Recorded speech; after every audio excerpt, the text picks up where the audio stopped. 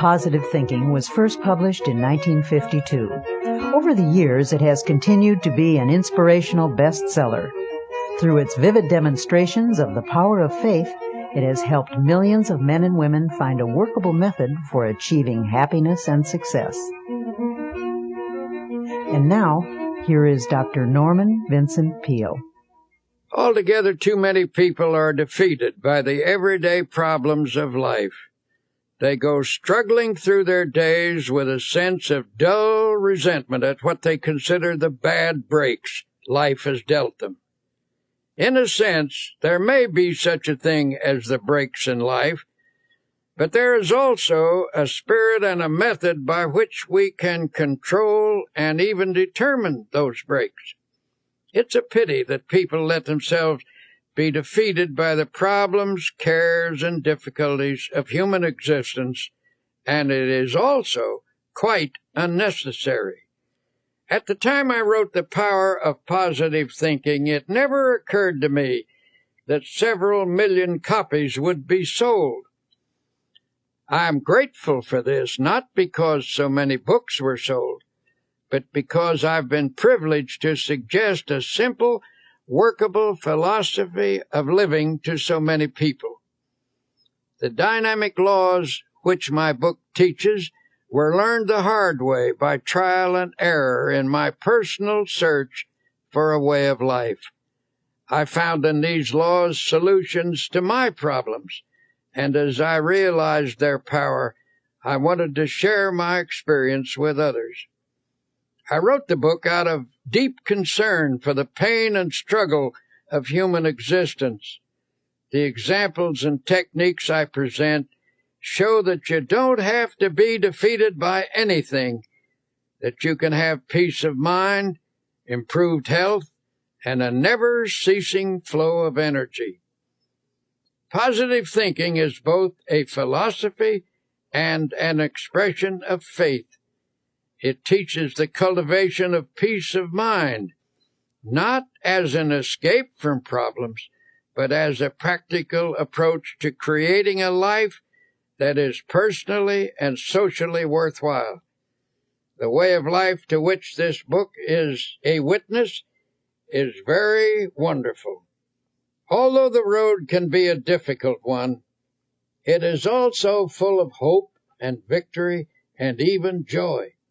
It is my sincere hope that you will take these principles to heart and discover for yourself how the power of positive thinking can truly change your life. The greatest secret for eliminating the inferiority complex, which is another term for profound self-doubt, is to fill your mind to the overflowing with faith. Develop a tremendous faith in God, and that will give you a humble yet soundly realistic faith in yourself. And how do you acquire this dynamic faith? Well, the answer begins with the study of the Scriptures and the use of prayer, lots of prayer. The Scriptures say, according to your faith be it unto you. The bigger your problem, the bigger your prayer should be. Drive your prayers deep into your doubts, into your fears and insecurities. Pray deep, big prayers that have plenty of strength, and you will come up with a powerful and vital faith. It is also helpful to go to a competent spiritual advisor, a minister, a priest, or a rabbi for instruction. The ability to make faith work for you is a skill, and like any skill, it must be studied and practiced to be perfected. One of the most powerful cures for self-doubt is the thought that you are not alone in this world, that Almighty God is actually with you, helping you, that He will be your companion, that He will stand by you, support you, and see you through every adversity. To practice this belief, simply affirm, God is with me, God is helping me, God is guiding me. Spend several minutes each day visualizing God's presence. then practice believing that affirmation. Go about your business on the assumption that what you have affirmed and visualized is absolutely true. The release of power and confidence which this procedure stimulates will astonish you. Along with prayer and study of the Scriptures, another very effective way to build self-confidence is by suggesting confidence concepts to yourself. If your mind is obsessed by thoughts of insecurity and inadequacy, that is, of course, because such thoughts have dominated your thinking over a long period of time. You must give your mind a different and more positive thought pattern, and that requires discipline. In the busy activities of daily existence, the repetition of positive ideas can help re-educate the mind and make of it a power-producing plant. It is possible, even in the midst of your daily work, to drive confident thoughts into your consciousness. Let me tell you about a method one man discovered. This man once went around with the feeling that something terrible was going to happen to him, and it made his life miserable, of course. His mind was saturated with a sense of inferiority. This mental state was reflected in his business, which was doing poorly. But then he hit upon a plan which knocked all those thoughts out of his mind, a plan which allowed him to live with a sense of confidence in himself and in life. I'm a traveling salesman, he explained, and I drive around all day calling on my customers. I've discovered that while a person drives, he or she thinks all kinds of thoughts. If the pattern of thought is negative, one will think many negative thoughts during the day. And that's the way I used to be, he said. I used to drive around all day between calls with my mind full of fear and defeat. And that is one of the reasons my work was going so poorly. Then he showed me his plan. In his glove compartment, he kept a pack of small cards. He chose one and clipped it on the instrument panel of his car. It read, "If you have faith, nothing shall be impossible unto you." He pulled out another, which read, "If God be for us, who can be against us?" He told me that as he drove around, he memorized these thoughts. He said, "I've learned to think differently as a result of this practice. The old insecurities that used to haunt me are just about all gone now. And instead of thinking thoughts of defeat and despair, I think thoughts of faith and courage. It is really wonderful the way this method has changed me. It has helped my business, too. For how can you expect to make a sale if you approach a customer thinking you are going to fail? This plan is a very wise one.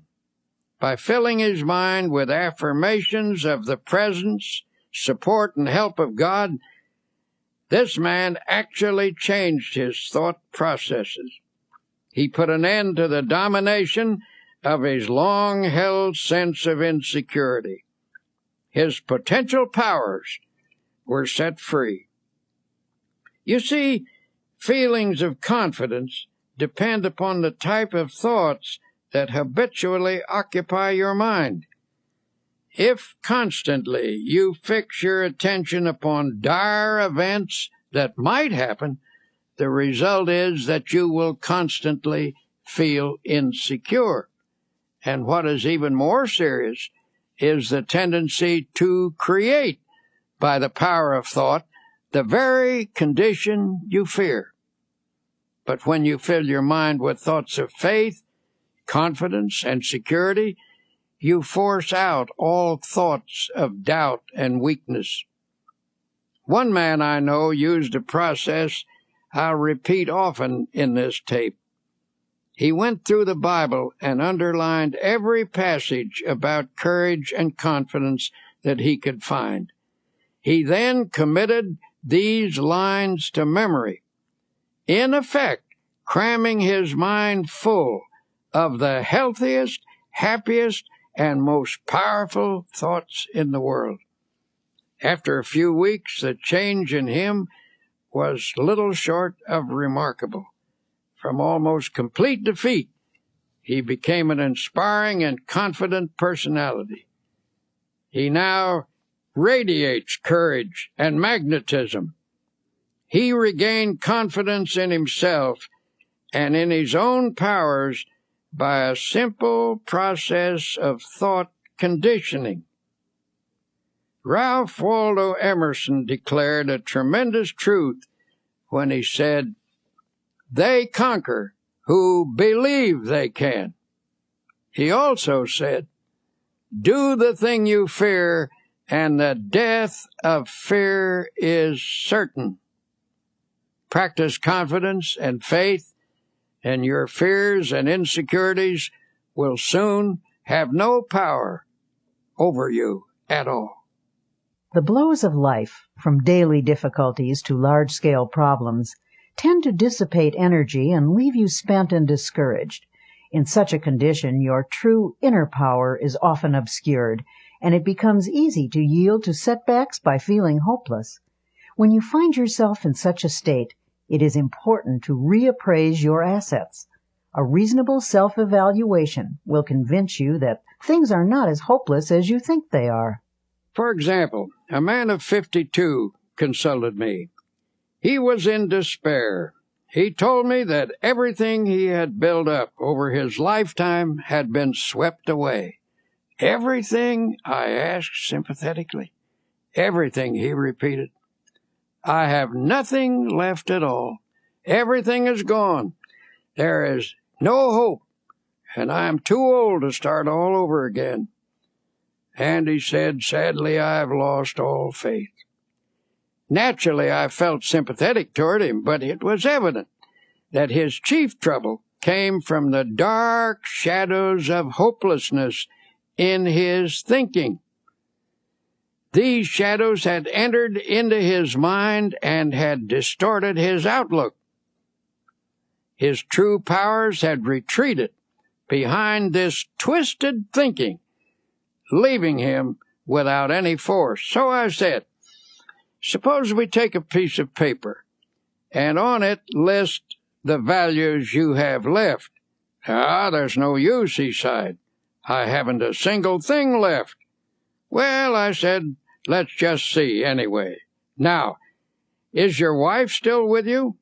"Why, yes, of course, and she's wonderful," he added. "We've been married for 30 years. She would never leave me, no matter how badly things were." "All right," I said, "let's put that down. Wife still with me. And how about your children?"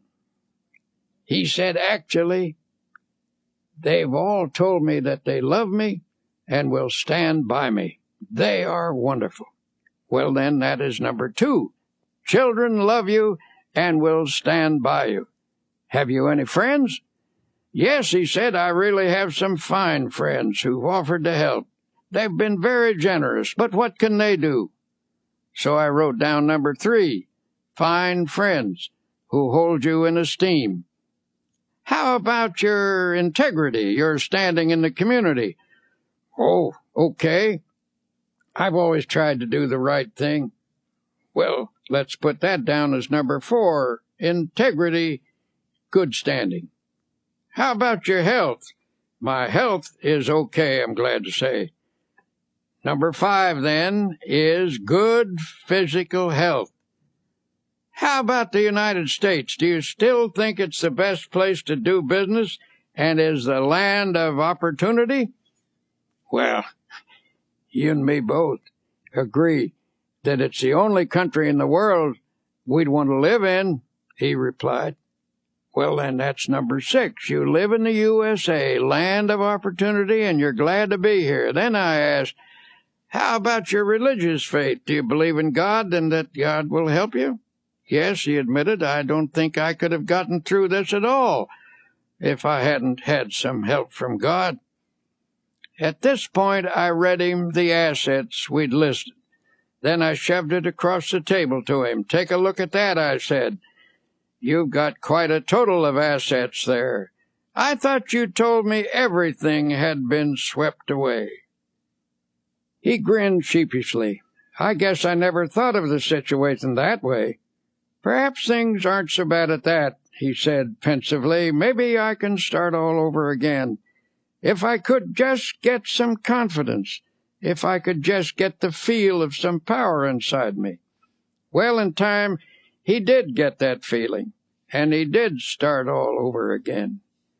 But he did so only when he changed his viewpoint, his mental attitude. It was faith that swept away his doubts and gave him more than enough power to overcome all of his difficulties. And I must admit he had plenty at the time. This incident illustrates a profound truth, that attitudes are more important than facts.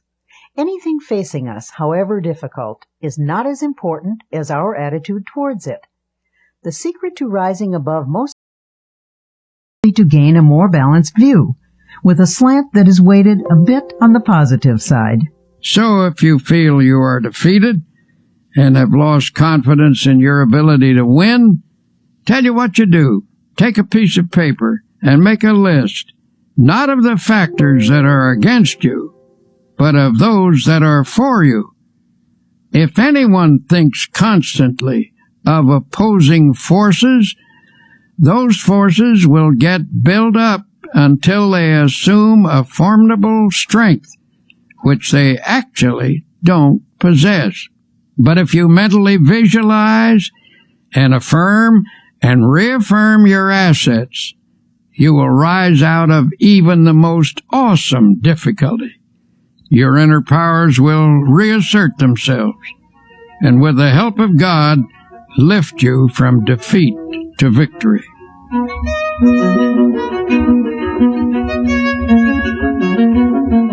To help you start building up your self-confidence, here are 7 suggestions. 1. Create a mental picture of yourself as a success. Hold on to this picture tenaciously. Never permit it to fade. Since your mind tries to complete what it pictures, always picture success, no matter how badly things seem to be going at the moment. Whenever a negative thought about your personal power comes to mind, deliberately voice a positive thought to cancel it out. 2. Don't build up obstacles in your imagination. Minimize them instead. Problems should be seen for what they are and never inflated by fearful thoughts. 3. Don't be awestruck by other people or try to copy them. Remember that most people, despite a confident appearance, are often as scared and as doubtful of themselves as you are. 4. Get a competent counselor to help you understand the origin of your feelings of inferiority and self-doubt. These feelings often begin in childhood. Self-knowledge leads to a cure. 5. Each day, practice the following affirmation. Repeat it out loud if possible. I can do all things through Christ who strengthens me. Here's another dynamic affirmation. If God be for us, who can be against us? 6. Make what you think is a true estimate of your own ability, then raise it 10%. Don't become egotistical, but develop a wholesome self-respect. Believe in your own God-released powers. 7. Put yourself in God's hands. To do that, simply state, I am in God's hands. Then believe you are now receiving all the power you need. Affirm that the kingdom of God is within you, in the form of adequate power to meet all of life's demands. Remind yourself that God is with you, and there is nothing that can defeat Him. Now, Dr. Peel illustrates an important fact about human nature.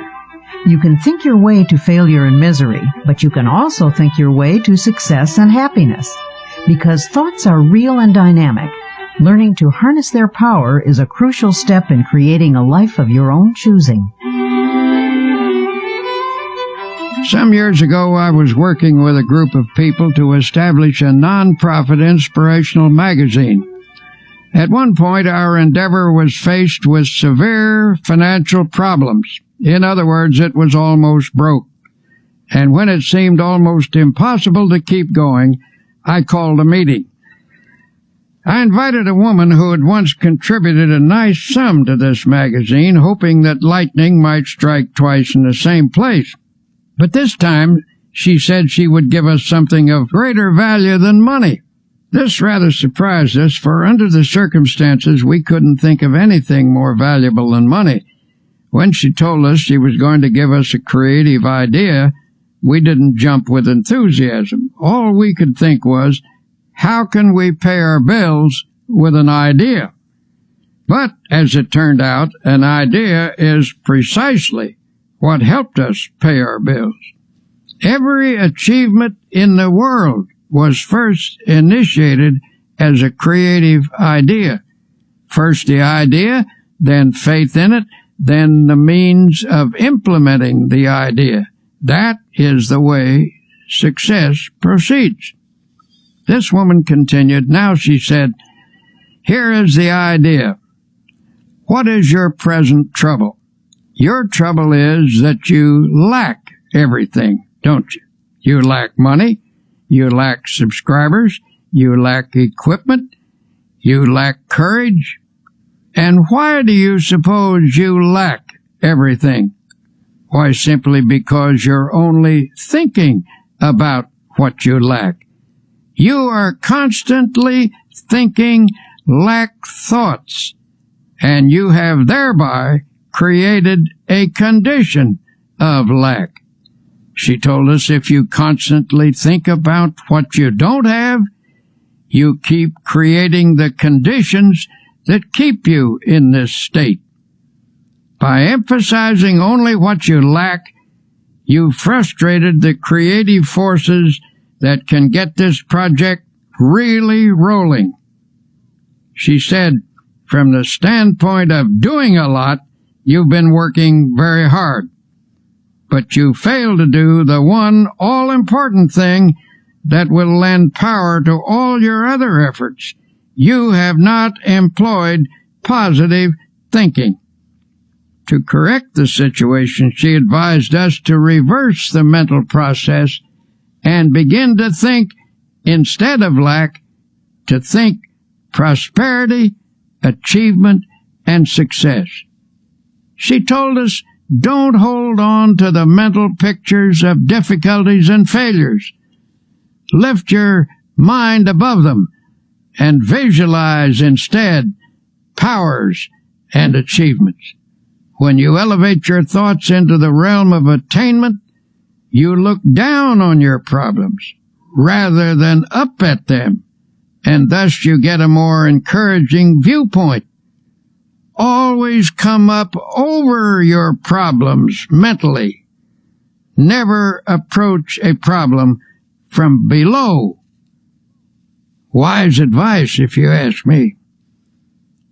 Anyway, it worked. She told us the key was to visualize the solution to our problem. Suddenly she asked, how many subscribers do you need to keep this magazine going? At that time, we had only 40,000 paid subscribers. I thought quickly and said 100,000 would do it. All right, she said confidently. That's not too hard. In fact, that's easy. All you need to do is to visualize 100,000 people being creatively helped by this magazine, and you will have them. In fact, the minute you can see them, image and visualize them in your mind, you already have them. She turned to me and she said, can you see 100,000 subscribers at this minute? Look out there. Look ahead of you. In your mind, can you see them?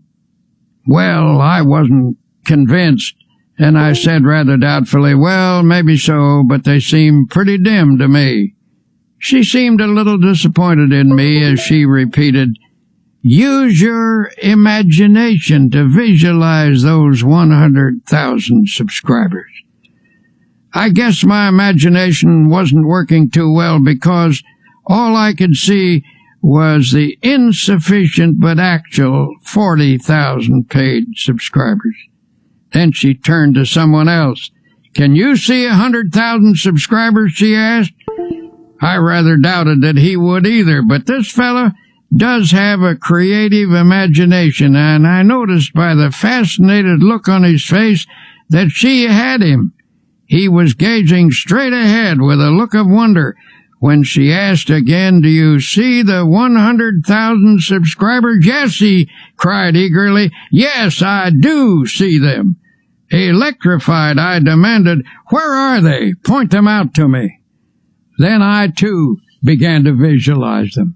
"Now," continued the woman, "let us say a prayer, and together thank God for giving us 100,000 paid subscribers." Frankly, I thought that was pushing the Lord rather hard. But then I remembered a verse in the Scripture where it says, "And all things whatsoever ye shall ask in prayer, believing, ye shall receive them." That means that when you pray for something, visualize what you pray for, believe that if it is God's will and is not selfishly sought after, then it is at that moment given to you. If you have difficulty believing this story, let me assure you that from that moment on, our magazine enterprise never lacked for anything. I tell you this because I was awed by the experience, realizing that I had stumbled upon a tremendous formula for personal victory. I call it the power of positive imaging. I decided to apply it from then on to my own problems, and whenever I've done so, I've had marvelous results. But whenever I've failed to do so, I've missed great opportunities. One of the most important insights about the human race was expressed by the famous psychologist William James. He said, "The greatest discovery of my generation is that human beings can alter their lives by altering their attitudes of mind.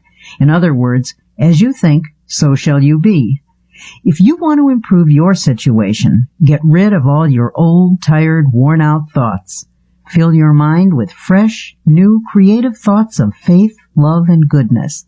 By this process, you can actually remake your life. One business executive I know is the type of person who is never defeated. No problem, no setback, no obstacle ever gets him down.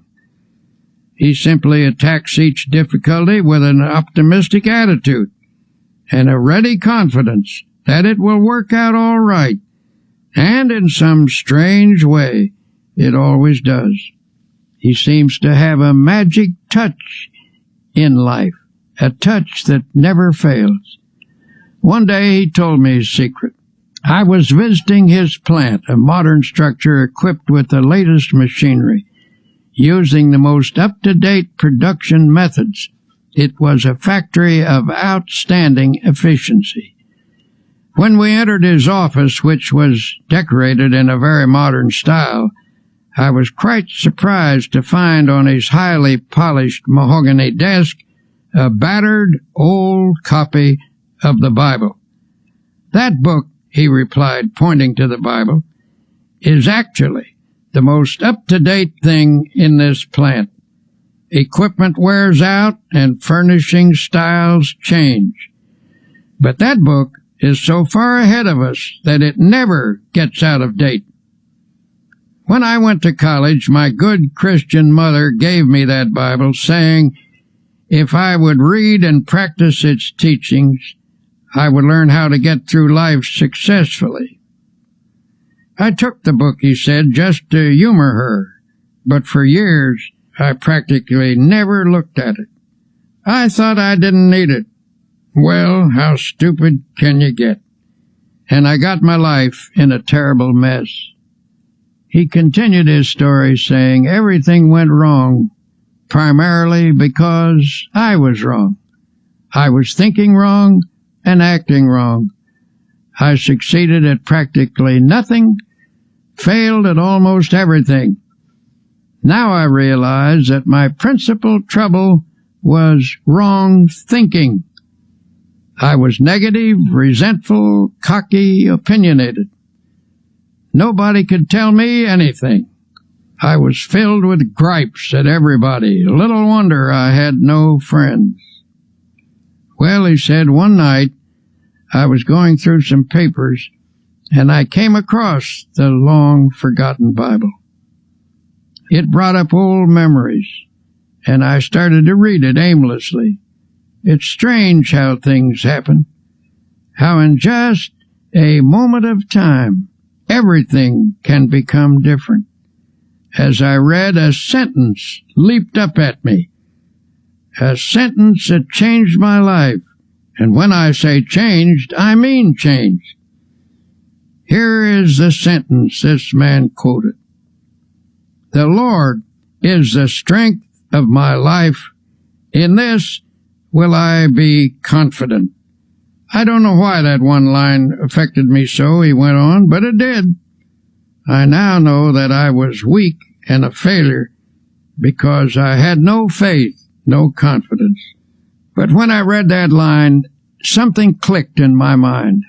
I guess I had what they call a spiritual experience. I decided to put my faith in God thereafter and sincerely try to do my best, following the principles laid down in the Bible. As I did so, I began to get hold of a new set of positive thoughts. In time, my old ways of thinking faded away, and these new thoughts took over and remade me. This incident illustrates an important fact about human nature, which is, you can think your way to failure and misery, but you can also think your way to success and happiness. The world in which you live is not primarily determined by outward conditions and circumstances, but by the thoughts that habitually occupy your mind. As Emerson declared, a man is what he thinks about all day long. It has been said that thoughts are things, that they actually possess dynamic power. You can actually think yourself into or out of situations. You can make yourself ill with your thoughts, and by the same token you can make yourself well by the use of a healing type of thought. Think positively, and you create an atmosphere that nurtures the development of positive outcomes. At this very moment, potential positive ideas are working in your mind. By releasing and developing these ideas, you can solve your financial problem or your business situation or anything. The practical use of your creative, positive thought pattern can remake your life, and you along with it. There was a time when I acquiesced in the silly idea that there is no relationship between faith and prosperity, that when one talked about religion, it should never be related to achievement, that it dealt only with ethics and morals or social values. But I came to realize that such a viewpoint limits the power of God and the development of the individual. Christianity teaches that there is a tremendous power in the universe, and that this power can and does dwell in personality. It is a power that can blast out all defeat and lift a person above every difficult situation. We have seen the demonstration of atomic energy. We know that astonishing and enormous energy exists in the universe. This same force of energy resides in the human mind. Nothing on earth is greater than the human mind in potential power. The average individual is capable of much greater achievement than he or she has ever realized. When you actually learn to release your potential power, you will discover that your mind contains ideas of such innovative and creative value that you need not lack for anything anymore. By the full and proper use of your power, stimulated by God's power, you can make just about anything of your life, anything you will pray for and work for. So, tell you what, look deeply into your mind. Amazing wonders are there. Here is a method that will help creative thoughts to flow freely from your mind. First, quiet your mind so that inspirations may rise from its depths. Believe that God is now, this minute, helping you. Form a picture in your mind of your life as it should be. Believe in it. Pray about it. Work at it. Never give up on it. Organize your life on a spiritual basis so that God's mighty principles really go to work within you. You will find that here is one of the greatest laws in the universe, and it's stated in 3 words: believe and succeed.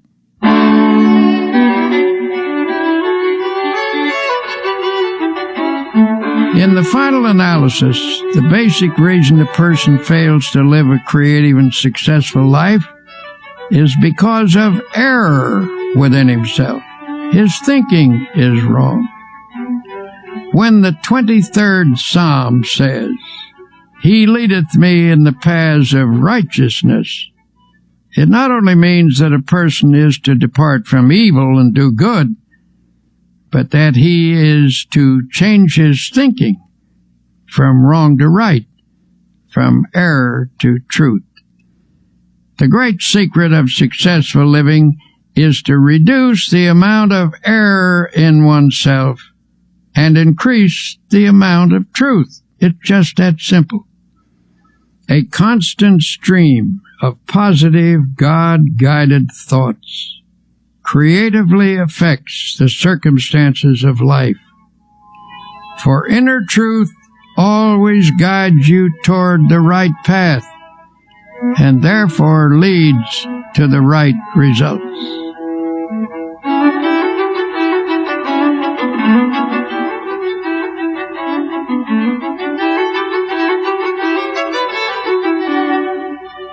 Here are some practical suggestions for changing your mental attitude from negative to positive.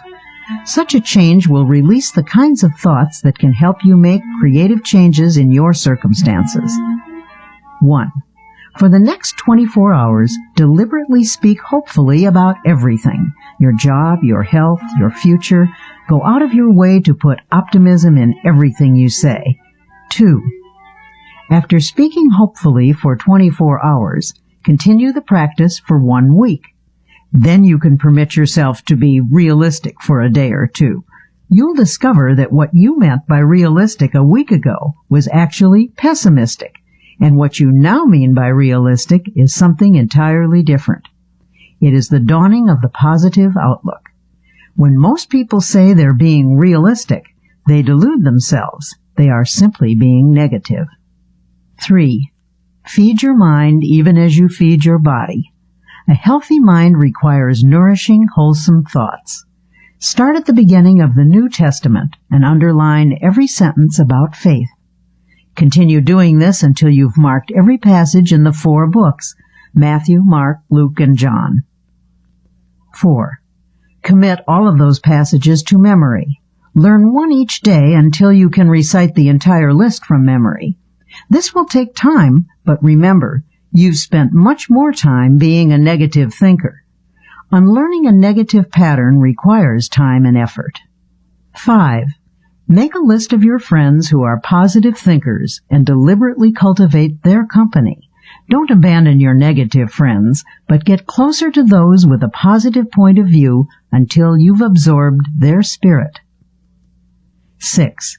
Try to avoid arguments, but whenever a negative attitude is expressed, Counter with a positive and optimistic opinion. 7. Pray a great deal and always let your prayers take the form of thanksgiving. Assume that God is giving you great and wonderful things, for if you think He is, He surely is. God will not give you any greater blessing than you can believe in. Remember, according to your faith, be it unto you.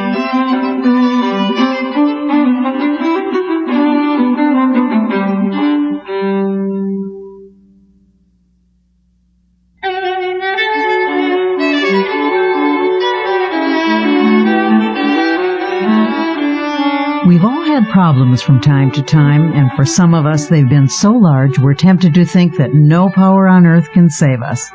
You'll see that some people don't look at things that way. They've found there is an answer to every problem. There is a power that can help. Prayer. Personally, I believe that prayer is a sending out of vibrations from one person to another and to God. The entire universe is in vibration. The air is filled with vibration. There are vibrations even in the molecules of a table. The reaction between two human beings is in vibration. When you send out a prayer for another person, you are activating the forces of a spiritual universe. You transmit from yourself to another person a sense of love, helpfulness, support, a sympathetic, powerful understanding. In this process, you awaken the creative vibrations through which God brings to pass the good things you pray for. Prayer power is a manifestation of energy. Just as there are scientific techniques for the release of atomic energy, so are there procedures for the release of spiritual energy through prayer. Tension and other related troubles can result from a lack of inner harmony, but it is remarkable how prayer restores the harmonious functioning of body and soul.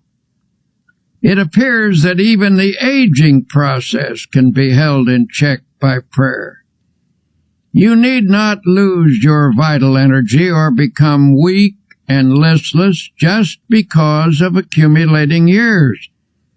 Nor is it necessary for your spirit to sag or become dull. Prayer can actually freshen you up every evening and send you out renewed every morning. And of course, if prayer is driven deeply into your subconscious, you can receive guidance in problems. If you haven't experienced this power, perhaps you need to learn some new techniques of prayer. It is important to realize that you're dealing with the most tremendous power in the world when you pray. The key is to find the process that most effectively opens your mind to God. Any method which stimulates the flow of God's power into your mind is highly creative. If you've been praying in a certain manner, even if it's brought blessings, which it doubtless has, perhaps you can pray even more profitably by varying the pattern and by experimenting with fresh prayer formulas. One man I know opened a small business in New York City a number of years ago. He characterized his first establishment as a little hole in the wall. He had only one employee. In a few years, this man moved into more extensive quarters. It became a very successful operation. As he described it, his method of business was to fill the little hole in the wall with optimistic prayers and positive thoughts. He declared that hard work, positive thinking, fair dealing, right treatment of people, and the proper kind of praying always gets results. This man, who certainly has a creative and innovative mind, worked out his own formula for solving his problems. It's a curious formula, but I have practiced it myself, and I know that it works. The formula is: 1. Prayerize. 2. Picturize. 3. Actualize. By prayerize, he meant a daily system of creative prayer. When a problem arose, he talked it over with God very simply and directly. He didn't talk to God as to some vast and far-off shadowy being, but conceived of God as being with him there in his office, in his home, on the street, in his car, always nearby as a partner and close associate. He took seriously the biblical injunction to pray without ceasing. He interpreted this to mean that he should go about the business of each day, discussing with God in a natural manner the questions and decisions that had to be resolved. He filled his daily life full of prayer. That is to say, he lived by prayer. For example, he would say, "What will I do about this, Lord?" Or, "Give me a fresh insight on this, Heavenly Father." The presence of God finally came to dominate his conscious and ultimately his unconscious thinking. In effect, he prayerized his daily life and business. The second point in his formula of creative prayer is to picturize. We've all seen how the person who assumes success tends to already have success. People who assume failure tend to have failure.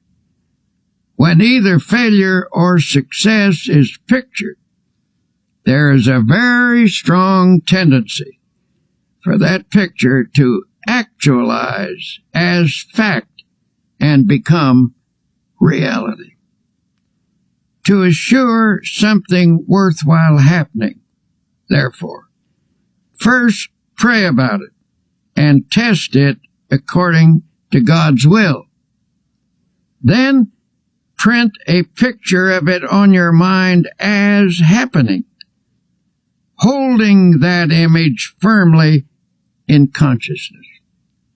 Continue to check that picture to God's will, that is to say, put the matter in God's hands and follow God's guidance. Work hard and intelligently, thus doing your part to achieve success in the matter. Practice believing and continue to hold the picture firmly in your thoughts. Do this, and you will be astonished at the ways in which that which is visualized comes to pass. For example, a woman became aware she and her husband were drifting apart. Theirs had been a happy marriage, but the wife became preoccupied with social affairs, and the husband had gotten super busy. Before they knew it, the old-time close companionship was gone. Then, one day, she discovered his interest in another woman. At this, she lost her head and became hysterical. When she consulted her minister, he listened to her tale and then turned the conversation to herself. She admitted that she had become self-centered, sharp-tongued, and nagging. She then confessed that she had never felt herself the equal of her husband. Her sense of inferiority had made her retreat actually into antagonism. The minister suggested that she create an image of herself as capable and attractive. He whimsically told her that God runs a beauty parlor and that faith techniques could put beauty on a person's face and charm and ease in their manner. He gave her instruction in how to pray and how to spiritually picturize. He also advised her to hold a mental image of the goodness of her husband and of being once again in harmony and companionship with him. She was to hold this picture tenaciously with faith. Soon after this, her husband informed her that he wanted a divorce. She had conquered herself enough by now to receive this request with calmness. She replied that she was willing if he wanted it, but suggested they defer the decision for 90 days. If he still wanted a divorce at the end of this period, she would cooperate with him. Night after night he went out, and night after night she sat at home. But now she pictured him as seated in his old chair. She painted an image of him there, comfortably reading as in the old days. She visualized him puttering around the house, painting and fixing things as he used to do. She visualized the two of them playing golf together and taking hikes as they once did.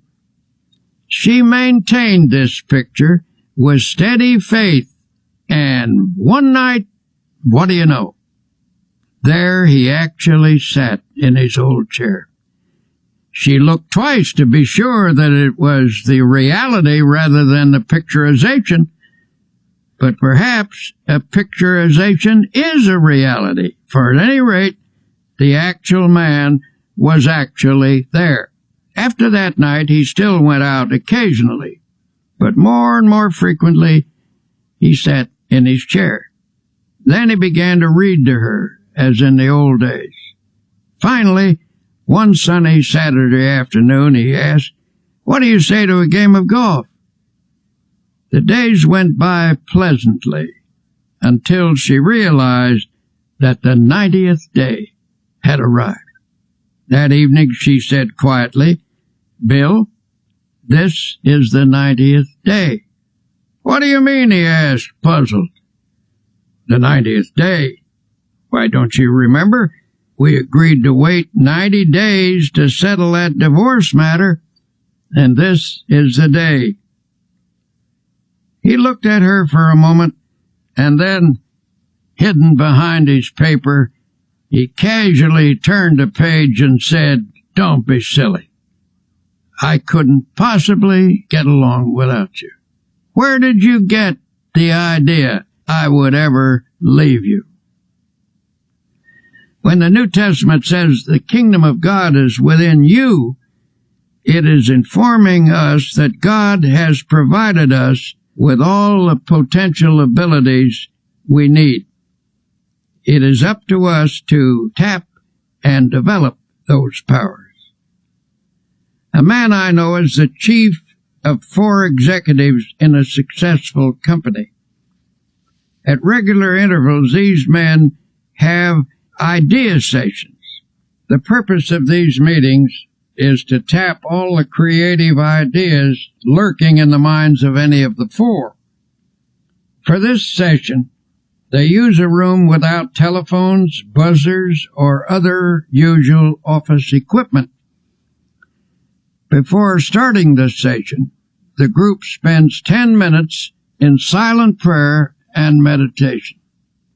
They conceive of God as creatively at work in their minds. Each prays and meditates silently in his own way. Following the quiet period, all start talking, pouring out ideas that have come to their minds. Memos of the ideas are written on cards and thrown on the table. No one is permitted to criticize any idea at this point, for they believe that argument can stop the flow of creative thought. The cards are gathered up to be evaluated at a later session which follows this idea tapping session. where thinking is stimulated by prayer power. As one of the executives explained, we've come up with insights that not only show on our bottom line, but which have given us a new feeling of confidence. Beyond that, a deeper feeling of fellowship among the four of us has grown, and this has spread to others as well. Alert people everywhere are finding that by trying prayer power, they feel better, work better, sleep better, are better. A young woman came to me a while ago and admitted that she was filled with hate, jealousy, and resentment. She was also very apprehensive, always worrying about her children, that they would be sick or get into an accident or fail in school or something. Her life was an unhappy mixture of fear and worry. I told her that the practice of creative prayer could change her life. I suggested that she pray every day at the time the children were coming home from school and make her prayers an affirmation of God's protective care. Doubtful at first, she became a most enthusiastic practitioner of prayer. Here's what she wrote to me. My greatest progress dates from the time you told me that every day is a good day if you pray. I began to put into practice the idea of affirming that this would be a good day the minute I woke up in the morning, and I can positively say that I haven't had a bad or upsetting day since that time. The amazing thing is that my days actually haven't been any smoother or any more free from petty annoyances than they ever were, but they just don't seem to have the power to upset me anymore. Every night I begin my prayers by listing all the things for which I am grateful, little things that added to the joy of the day. I know that this habit has geared my mind to pick out the nice things and forget the unpleasant ones. The fact that for 6 weeks I have not had a single bad day and have refused to get downhearted with anyone is really marvelous to me. Millions of people find tremendous power each day through prayer. Here are 10 suggestions for achieving effective results from your prayers. 1. Set aside a few minutes each day. Do not say anything. Simply practice thinking about God. This will make your mind spiritually receptive. 2. Pray out loud using simple, natural words. Tell God anything that's on your mind. Talk to God in your own language. 3. Pray as you go about the business of the day, on the subway or bus or at your desk. Begin by closing your eyes to shut out the world and concentrate briefly on God's presence. 4. Don't always ask for something when you pray, but instead affirm that God's blessings are being given and spend most of your prayers offering thanks. 5. Pray with the belief that sincere prayers can reach out and surround your loved ones with God's love and protection. 6. Never use a negative thought in prayer.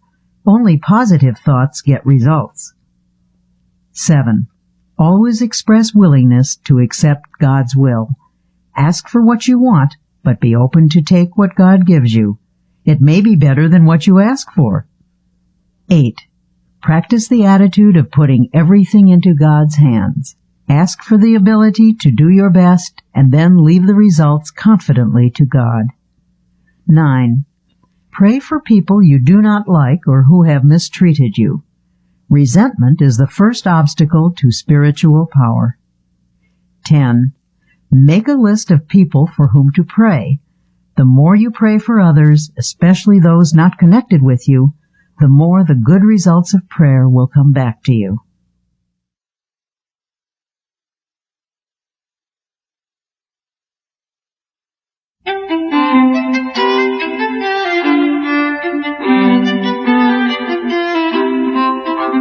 Some people, it seems, always have an extra dash of energy for just about any task they want to undertake. What's the secret? How do they do it? In this lesson, entitled Tune Into the Infinite, Dr. Peel talks about the source of all energy and how to tap into its boundless power. A Major League Baseball pitcher once played a long game when the temperature was over 100 degrees. He lost several pounds as a result of the afternoon's exertion, and at one stage of the game his energy was severely depleted. But this man had a unique method for restoring energy. He simply repeated a passage from the Old Testament. But they that wait upon the Lord shall renew their strength. They shall mount up with wings as eagles. They shall run and not be weary, and they shall walk and not faint. The pitcher completed the game with energy to spare.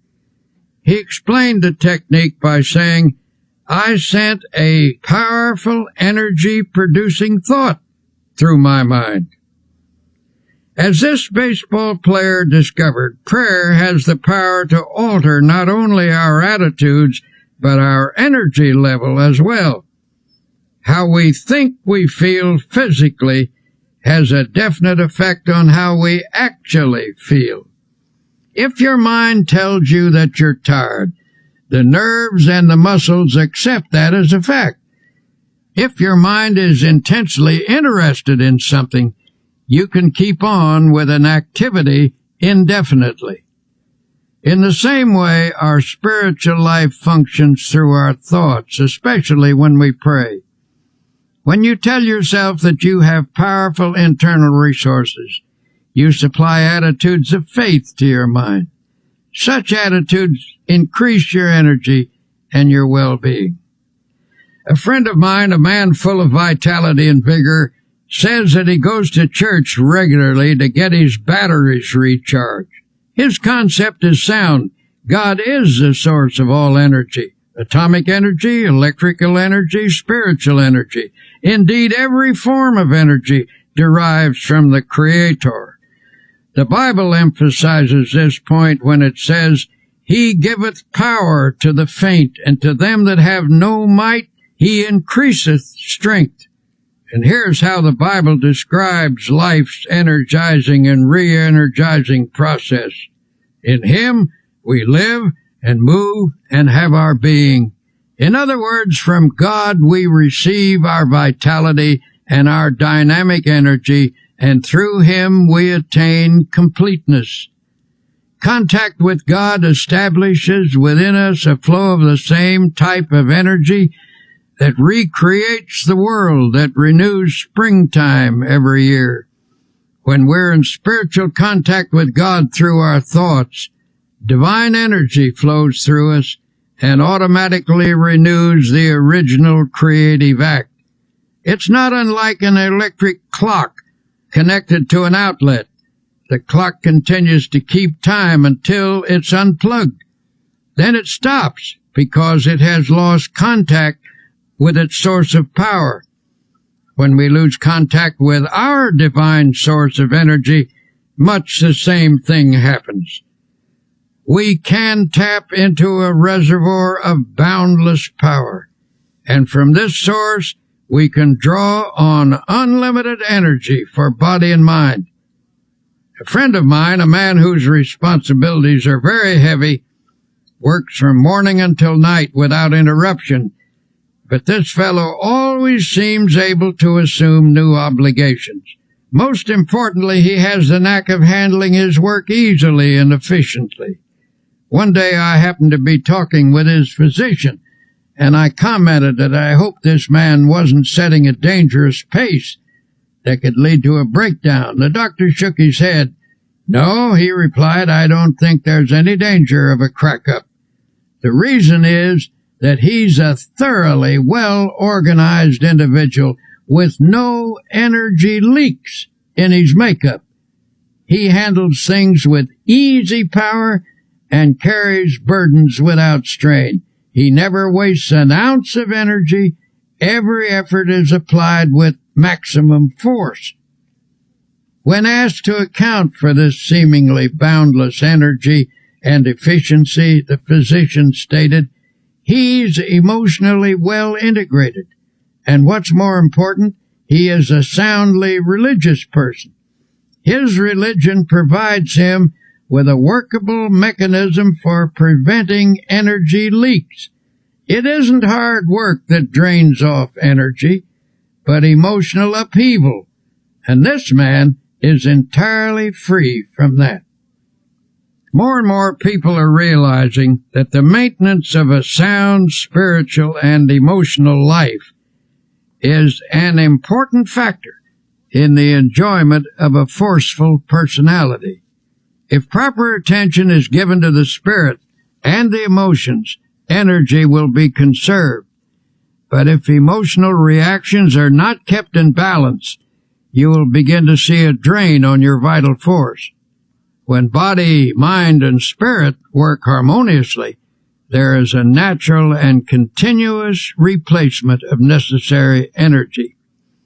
It was the custom of Thomas A. Edison, the world's greatest inventive wizard, to come home from his laboratory after many hours of labor and lie down on his old couch. His wife said he would fall asleep as naturally as a child. In perfect relaxation, he would sink into a deep and untroubled slumber. After 3 to 5 hours, he would become instantly wide awake, completely refreshed, and eager to return to his work. When she was asked to analyze her husband's ability to rest in such a natural and complete manner, Mrs. Edison said, "He was nature's man." By that she meant that he was completely in harmony with nature and with God. He was free from obsessions, disorganization, conflict, mental quirks, and emotional instability. He worked until he needed to sleep, then he slept soundly, arose, and returned to his work. He lived a long life, and was in many respects the most creative mind ever to appear on the American continent. He drew his energy from emotional self-mastery, the ability to relax completely, his amazingly harmonious relationship with the universe caused nature to reveal to him its inscrutable secrets. Every great personality I have ever known, and I have known many, who has demonstrated the capacity for prodigious work, has been a person in tune with the infinite. Every such person seems in harmony with nature and in contact with divine energy. They haven't necessarily been pious people, but invariably they have been extraordinarily well organized from an emotional and psychological point of view. It is fear, resentment, inner conflicts, and obsessions that throw us off balance, and thus cause the expensive and unnecessary expenditure of natural force. We are at last awakening to the close relationship between religion and health. We are beginning to comprehend a basic truth, that our physical condition is determined very largely by our emotional condition, and our emotional life is profoundly regulated by our thought life. All through its pages, the Bible talks about vitality and force and life. The supreme overall word of the Bible is life, and life means vitality, to be filled with energy. Jesus stated the key expression, "I am come that they might have life, and that they might have it more abundantly." Or as one version has it, "I am come that they might have life, and have it in all its fullness." This does not rule out pain or suffering or difficulty, but the clear implication is that if a person practices the creative and recreative principles of Christianity, he can live with power and energy. It's important to note that the practice of these principles will bring a person into the proper tempo of living. Our energies are frequently destroyed because of the abnormally high pace at which we go about our lives. To conserve energy, you must get your personality speed synchronized with the rate of God's movement. God is in you. If you are going at one rate and God at another, you will tear yourself apart. Though the mills of God grind slowly, yet they grind exceedingly small. The mills of most of us grind very rapidly, and so they grind poorly. When we become attuned to God's rhythm, we develop a normal tempo within ourselves, and energy flows freely. The hectic habits of this age have many disastrous effects. Everything is speeded up, and for that reason many people feel unnecessarily tired. The solution is to get into the time synchronization of Almighty God. One way to do this is by going out some warm day and lying down on the earth. Get your ear close down to the ground and listen. You will hear all manner of sounds. You will hear the movement of the spheres, the wind in the trees, and the murmur of insects. You will discover presently that there is in all these sounds a well-regulated tempo. You cannot get that tempo by listening to traffic in the city streets, for it is lost in the confusion of sound. You can get it in church, where you hear the Word of God and the great hymns. Truth vibrates to God's tempo in a church, but you can also find it in a factory, if you have a mind to. To get yourself in tune with the rhythm of God, first allow yourself to relax physically. Then conceive of your mind as also relaxing. Then visualize the soul as becoming quiescent, and pray as follows. Dear God, you are the source of all energy. You are the source of energy in the sun, in the atom, in all flesh, in the bloodstream, in the mind. I hereby draw energy from you as from an unlimited source. Then practice believing that you do receive energy. Keep in tune with the infinite. Of course, many people are tired simply because they aren't interested in anything. Nothing ever moves them deeply. To some people, it makes no difference what's going on or how things go. Their personal concerns are more important than all crises in human history. Nothing makes any real difference to them except their own little worries, desires, and hates. They wear themselves out by stewing about a lot of inconsequential things that amount to nothing. The surest way not to become tired is to lose yourself in something in which you have a profound conviction. A famous statesman finished his 7th speech of the day and still had energy to spare. I asked him why he wasn't tired, and he said, I believe absolutely in everything I said in those speeches. I'm enthusiastic about my convictions. And that's the secret. He was on fire for something. He was pouring himself out, and you never lose energy and vitality in so doing.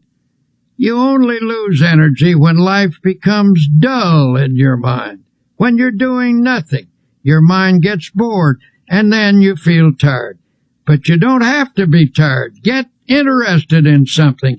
Get absolutely enthralled in something. Throw yourself into it with abandon. Get out of yourself. Be somebody. Do something. Don't sit around moaning about things, reading the paper saying, why don't they do something?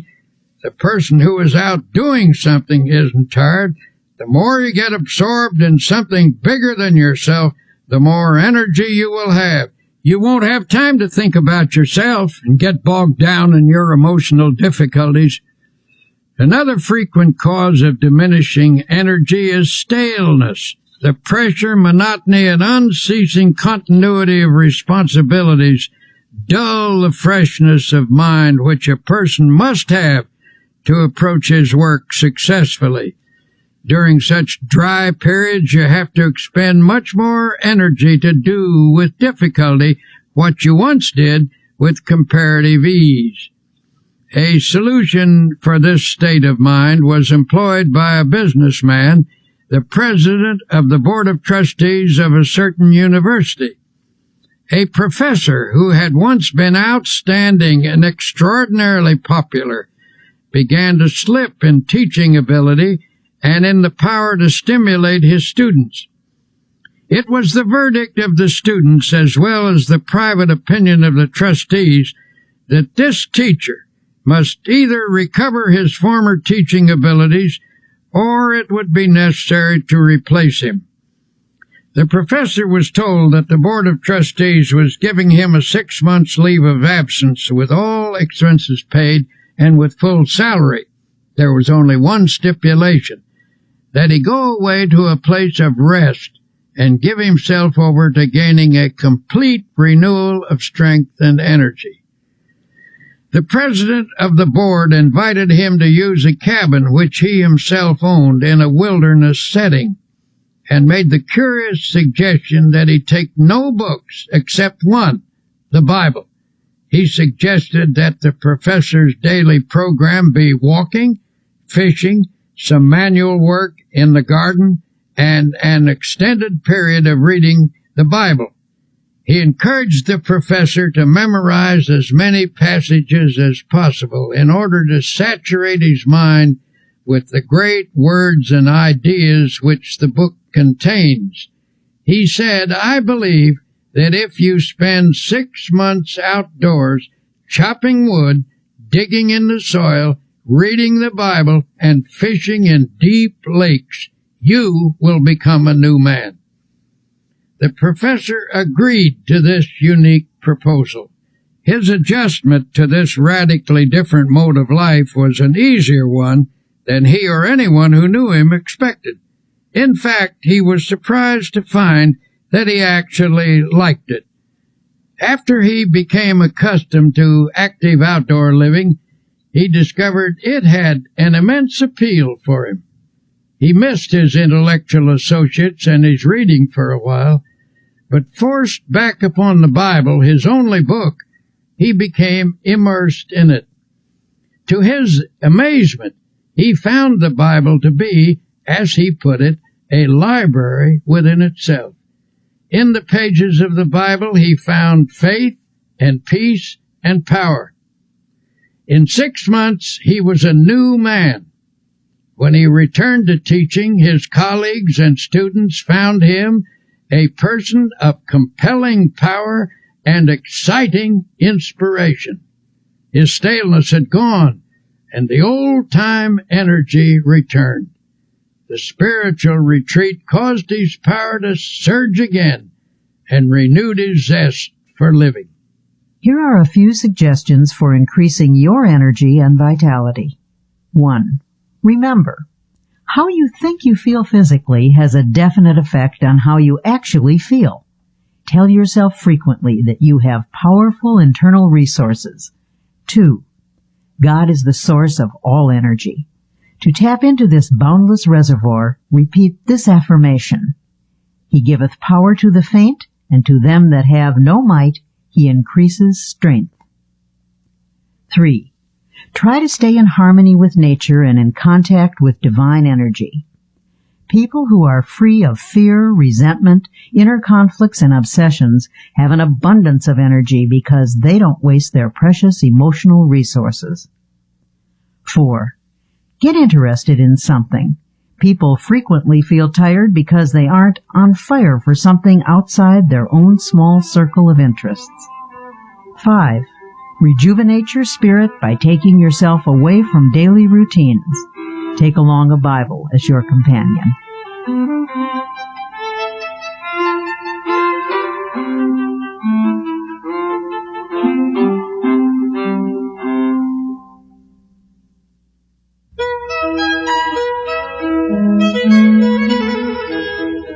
In a chaotic world, a sense of inner harmony is increasingly difficult to achieve, and yet tranquility is essential to both physical and emotional well-being.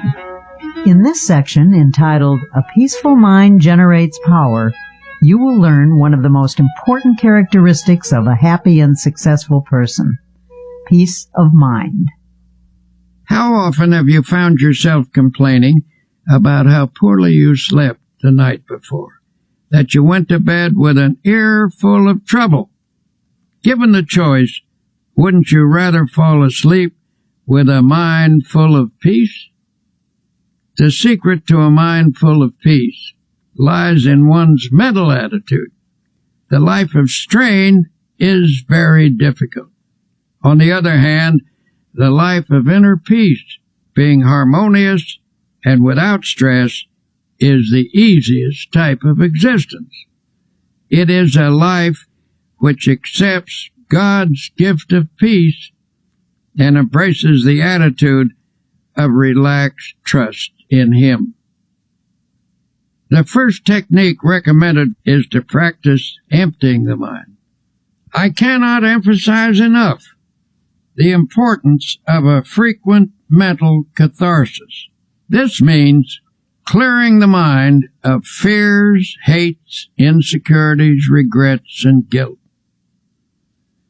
The mere attempt to empty the mind tends to give relief. Haven't you ever experienced a welcome sense of release when you've poured out your troubles to somebody you can trust? One effective method for doing this is the daily practice of silence. Everyone should insist upon at least 15 minutes of absolute silence every day. Go alone into the quietest place available and sit or lie down. Do not talk, do not write, do not read. Think as little as possible. Conceive of your mind as the surface of a body of water and see how nearly quiet you can make it so that there isn't even a ripple. When you've attained a quiescent state, begin to listen for the deeper sounds of harmony and beauty and of God that are to be found in the essence of silence. I was once conducting a religious service on an ocean liner on a voyage to Hawaii. In the course of my talk, I suggested that people who were carrying worries in their minds go to the stern of the vessel and imaginatively take each anxious thought out and drop it into the ocean and watch it disappear in the wake of the ship. It seemed an almost childlike suggestion, but a man who had quite a no-nonsense manner came to me later that day and said, "You know something? Every evening at sunset, as long as this voyage lasts, I'm going to drop all my worries overboard until I develop the ability to cast them entirely out of my consciousness at will. Every day I shall watch them disappear in the great ocean of time." Doesn't the Bible say something about forgetting those things that are behind? Of course, just emptying the mind is not enough. To prevent those old unhappy thoughts from sneaking in again, you must refill the mind immediately with creative and healthy thoughts.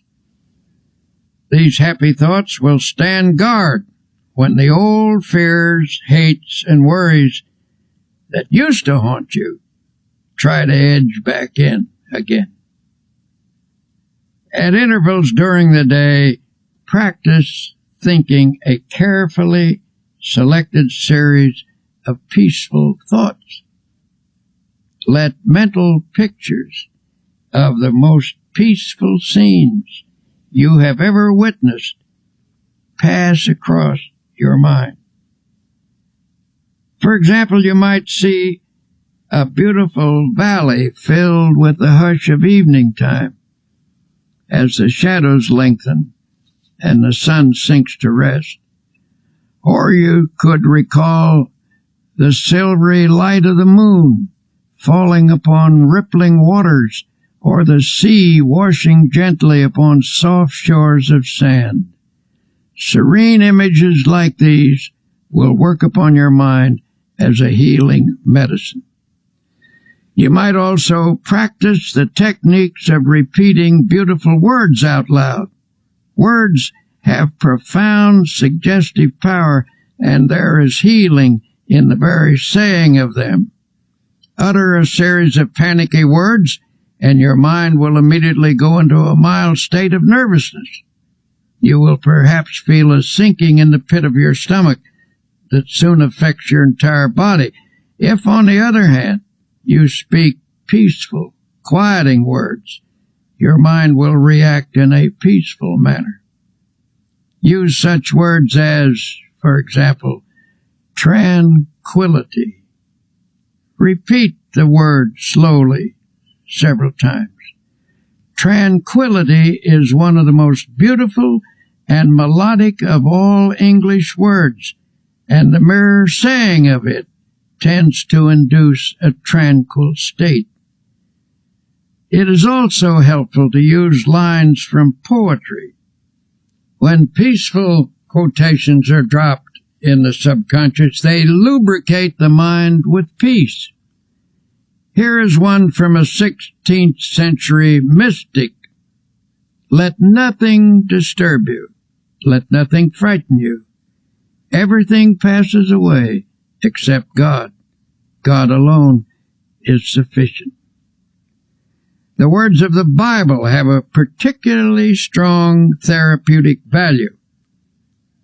Drop them into the mind, allowing them to dissolve in consciousness, and they will spread a healing balm over your entire being. For attaining peace of mind, this is one of the simplest things to do, and also one of the most effective. There are other practical ways by which you can develop a serene state of mind. One way is through your conversations. Depending upon the words we use and the tone in which we use them, we can talk ourselves into being nervous, high-strung, and upset. But by our speech, we can also achieve quiet reactions. Talk peaceful to be peaceful. You see, the words we speak have a direct and definite effect upon our thoughts. So in a group, when the conversation takes an upsetting trend, try injecting peaceful ideas into the talk.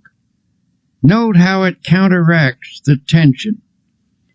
A conversation filled with unhappy expectation, at breakfast, for example, often sets the tone of the entire day.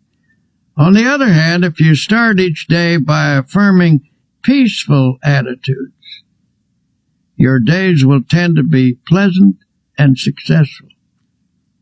Perhaps our lack of inner peace is due in part to the effect of today's increased levels of noise. Research indicates that certain amounts of noise in the place we work, live, or sleep affects the nervous system and reduces efficiency. Contrary to popular belief, it is doubtful if we ever completely adjust to some noises. No matter how familiar a repeated sound becomes, it never passes unheard by the subconscious. Automobile horns, the roar of airplanes, and other strident noises actually result in physical activity during sleep. Impulses transmitted to and through the nerves by these sounds cause muscular movements which keep us from getting a real rest. On the other hand, the practice of silence is healing, soothing, and healthy. The sense of rest that results from the practice of complete silence is of utmost value. Now there is another factor in the search for inner peace that I must mention. Frequently I find that people who lack a sense of inner peace are victims of self-punishment. At some time in their life, they've committed a sin and are then haunted by a sense of guilt. Sometimes this type of person has sought divine forgiveness, and the good Lord, we know, always forgives someone who asks him and who means it. However, there is a curious quirk in the human personality that sometimes won't allow an individual to forgive himself. A person like this feels he deserves punishment and is therefore always anticipating punishment. As a result, he lives in constant apprehension that something bad is going to happen. In order to find peace under these circumstances, he feels he must intensify his activity. He thinks that hard work will give him some release from his sense of guilt. A physician told me that a number of cases of nervous breakdown in his practice were linked to such guilt feelings, where the patients unconsciously attempted to compensate by hectic overwork. Then they attributed their breakdown not to a sense of guilt, but to their overworked condition. This doctor told me that such a breakdown needn't happen if only the patient could be released from his guilt. Under such circumstances, peace of mind can be found by yielding the guilt as well as the tension it produces to the healing therapy of God. I once encountered an acquaintance at a quiet resort hotel. This was a high-pressured, hard-driving, and exceedingly nervous businessman. I found him sitting in the sun in a deck chair and said I was glad to see him relaxing in such a beautiful spot. Nervously he replied, "I haven't any business being here. I have so much work to do at home. I'm under terrible pressure. I'm nervous, jumpy, I can't sleep. My wife insisted that I come down here for a week.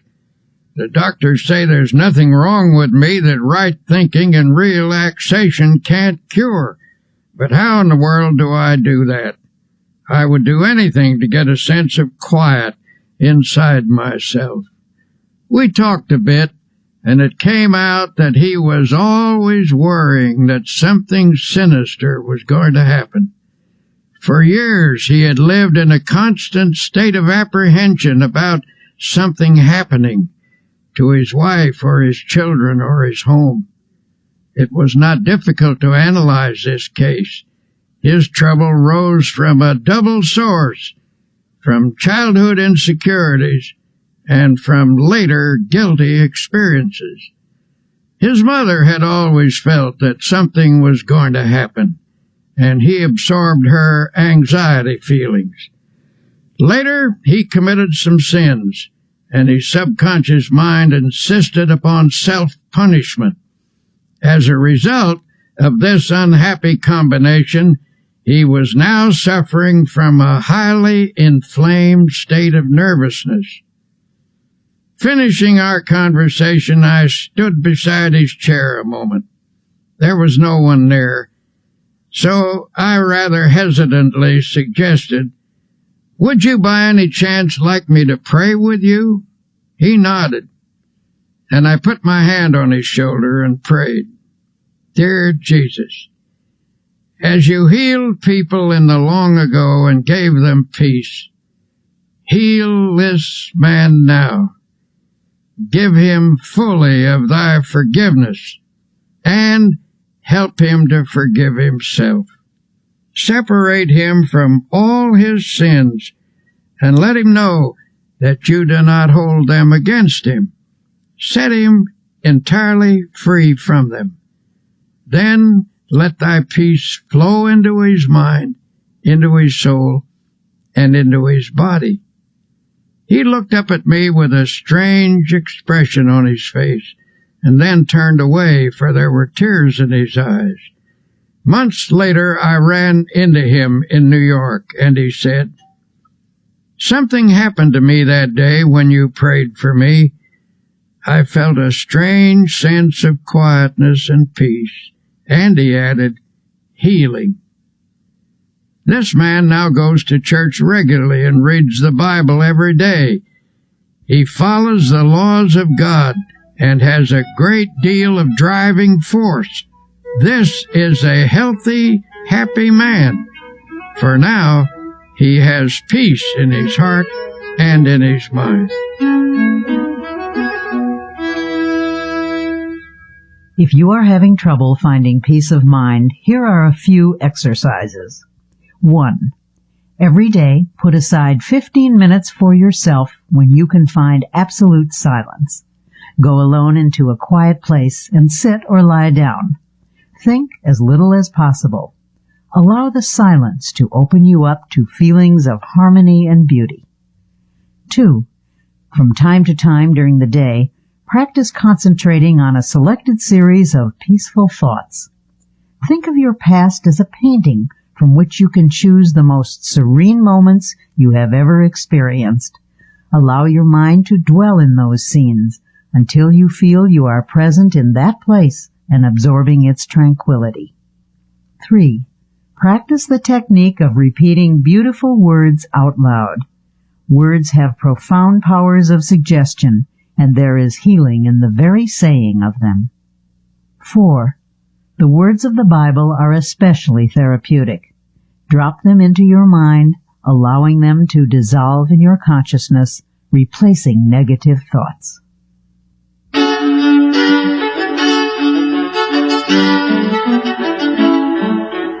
When your daily pace is a frantic one, it's more important than ever to remember that peace of mind is essential to efficiency, no matter what you do.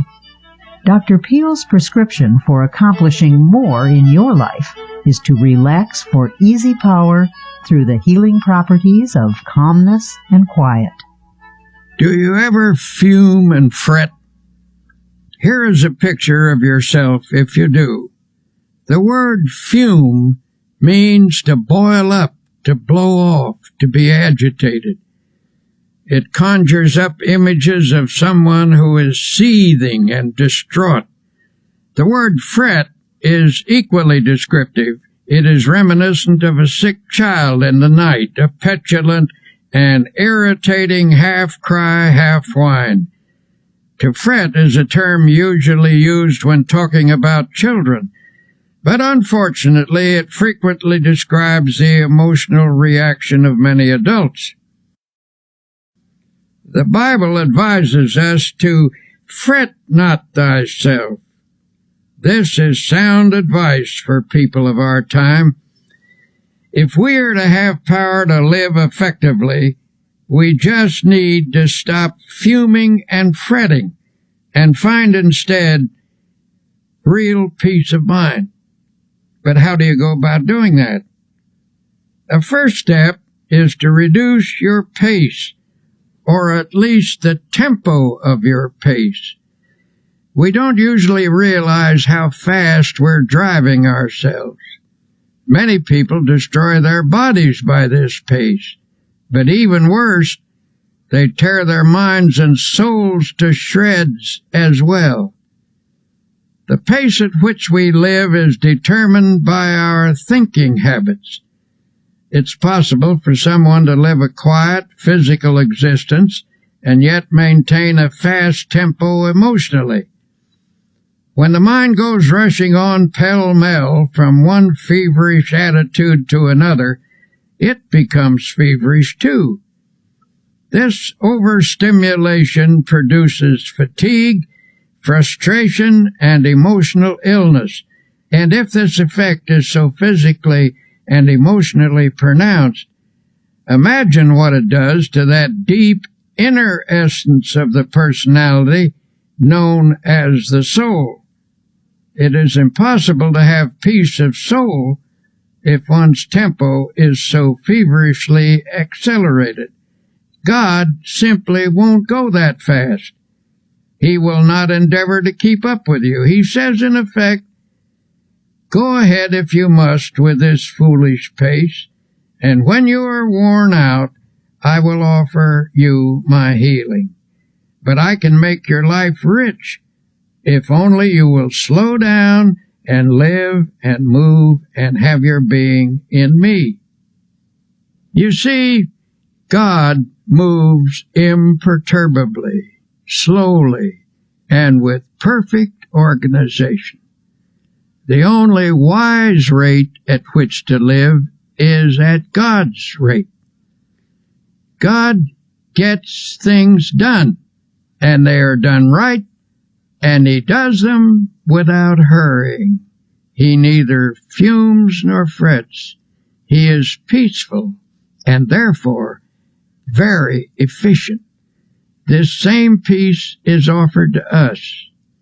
Peace I leave with you.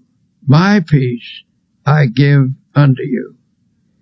Sometimes I wonder if this generation isn't so accustomed to tension and noise that many aren't comfortable without it. The deep quietness of woods and valleys, so well known to our forefathers, is almost an alien state to them. It seems that the tempo of their lives doesn't allow them to draw upon the marvelous sources of peace and quietness that the physical world offers. One summer afternoon, my wife and I went for a long walk in the woods. We were stopping at a beautiful lake mountain house, which is set in one of the finest natural parks in this country, 7,500 acres of virgin mountainside, in the middle of which is a lake that is set like a gem in the forest. Here you come out of the deep woods onto some noble promontory and rest your eyes on great valleys set among hills, rock-ribbed and ancient as the sun. These woods, mountains, and valleys constitute what ought to be a sure retreat from every confusion in this world. On this afternoon as we walked, there was a mixture of summer showers and sunlit hours. We were drenched and started to fret about it a bit because it took the press out of our clothes. Then we told each other that it doesn't hurt a human being to get drenched with clean rainwater, that the rain feels cool and fresh on one's face, and that you can always sit in the sun and dry yourself out. So we walked under the trees and talked, and then fell silent. We were listening deeply to the quietness. In a strict sense, the woods are never still. There is tremendous activity always in the process. But on this beautiful afternoon, nature's sounds were quiet, harmonious. Nature was laying its hand of healing quietness upon us, and we could actually feel the tension being drawn off. Just as we were falling under this spell, the faint sounds of something passing for music came to us. It was a nervous, high-strung music, so popular these days. And presently through the woods came 3 young people, and one of them was lugging a portable radio. They were 3 young city people out for a walk in the woods, and tragically enough were bringing their noise along with them. They were nice folk, too, for they stopped and we had a pleasant talk with them. It occurred to me to ask them to turn that thing off and listen to the music of the woods. But I didn't feel it was my business to instruct them, and finally they went on their way. We commented on the loss they were incurring, that they could pass through this peacefulness and not give ear to the music that is as old as the world, harmony and melody the like of which man has never equaled, the song of the wind through the trees, the sweet notes of birds singing their hearts out, the whole background of the music of the spheres. Remember the words of Jesus, "Come ye yourselves apart into a desert place and rest a while." Frequently enough, I've had to remind myself to practice this truth. But we must discipline ourselves to quietness if we expect its benefits in our lives.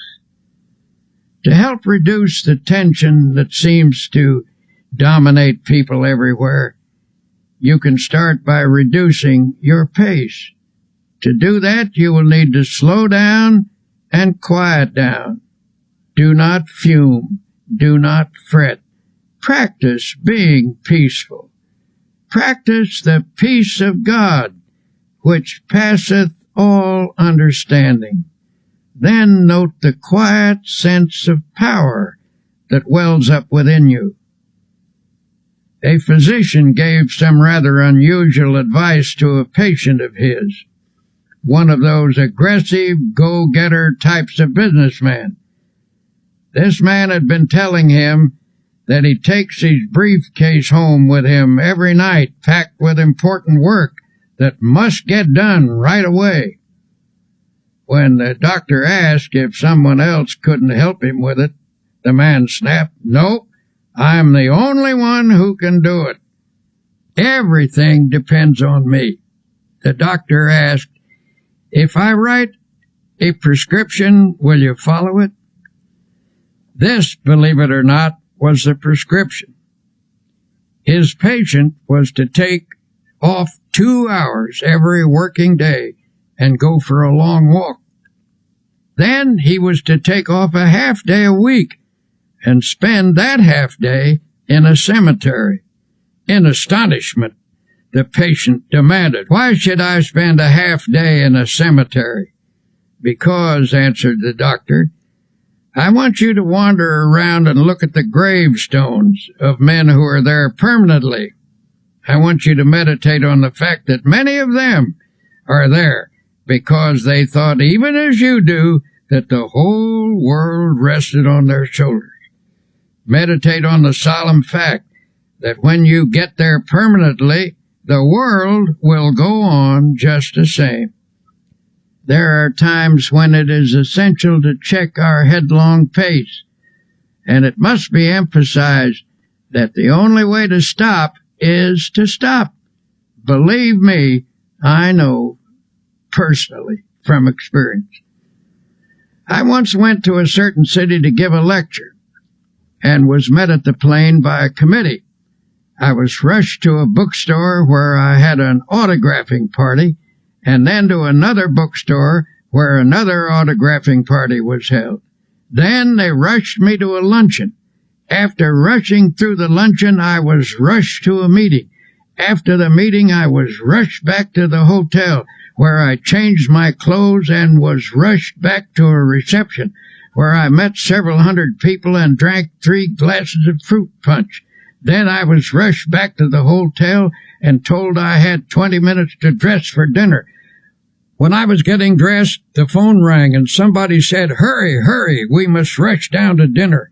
Excitedly I chattered, "I will rush right down."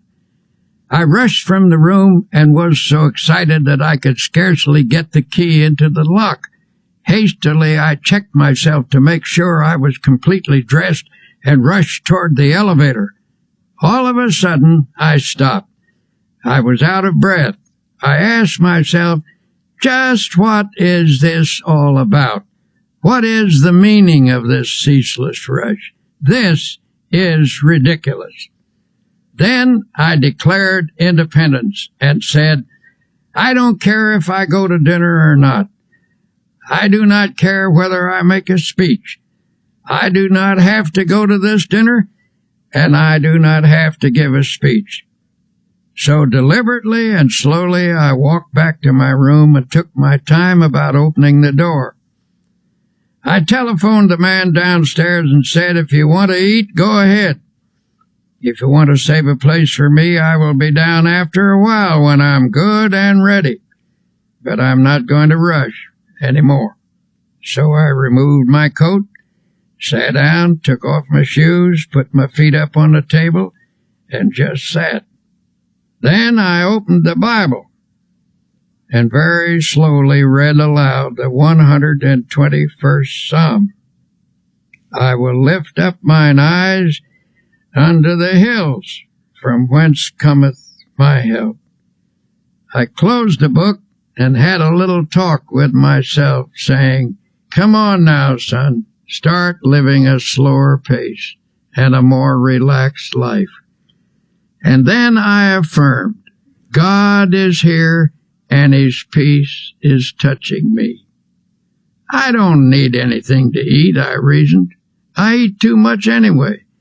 Besides, the dinner will probably not be very good, and if I am quiet now, I will give a better speech at 8 o'clock. So I sat there resting and praying for a while.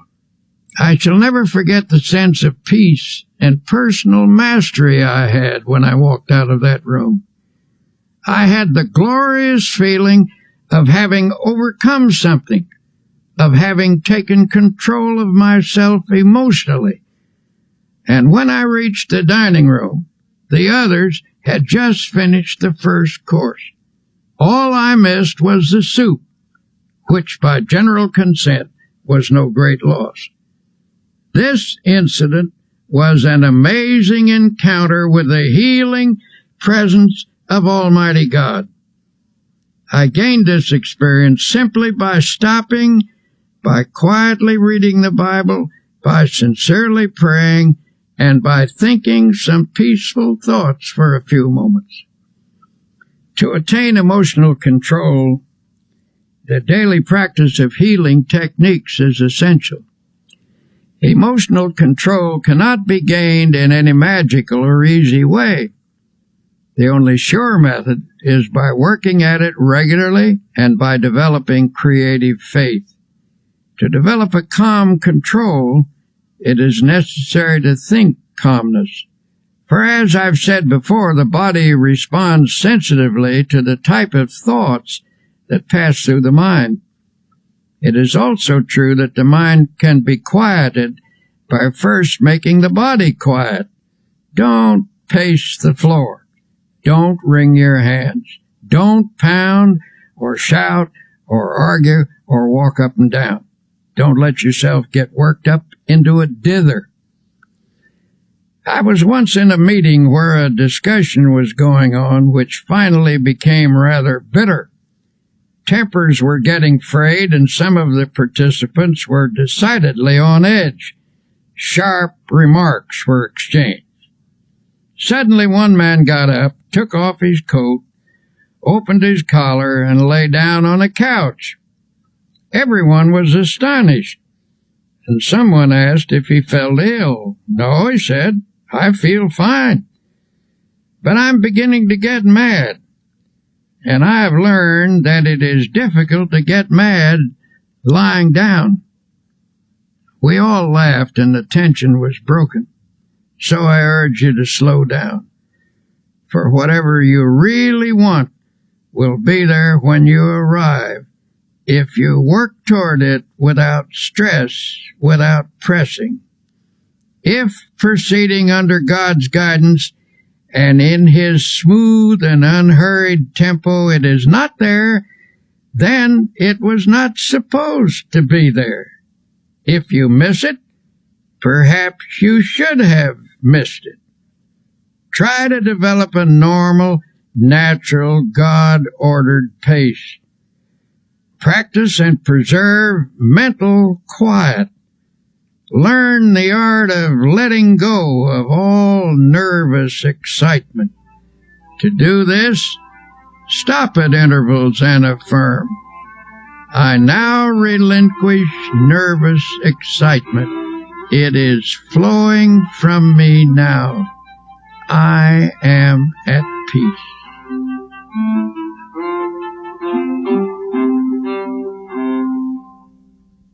If you have a tendency to fume and fret, here are some exercises that can help you achieve a more peaceful inner tempo. 1. Sit relaxed in a chair. Yield yourself completely to the chair. Starting with your toes and proceeding to the top of your head, conceive of every part of your body as relaxing. Affirm this relaxed state by saying, my toes are relaxed, my fingers are relaxed, my facial muscles are relaxed, and so on. 2. Think of your mind as the surface of a lake in a storm, tossed by waves and whipped by the wind. Then imagine the waves subside and the surface placid and smooth. 3. Spend 2 or 3 minutes thinking of the most beautiful and peaceful scenes you have ever beheld. A mountain at sunset, for example, or a deep valley filled with the hush of early morning, or a woods at noonday, or moonlight upon rippling waters. In your memory, relive these scenes. 4. Make a mental list of times in your life when you've been conscious of God's watchful care. Recall how He brought things out right and took care of you when you were worried and anxious. Then recite aloud this line from an old hymn. So long thy power hath kept me, sure it still will lead me on. 5. Repeat the following quotation, which has a great power to relax and quiet the mind. Thou wilt keep him in perfect peace, whose mind is stayed on thee. Repeat this aloud if possible, so that by the end of the day you will have said it many times. Conceive of these words as active, vital substances that permeate your mind and send a healing balm to every area of your heart and mind.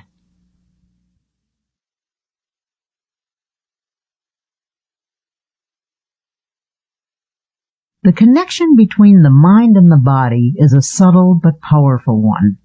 Emotional turmoil can sap your energy, reduce your efficiency, cause poor health, and of course steal your chances for happiness.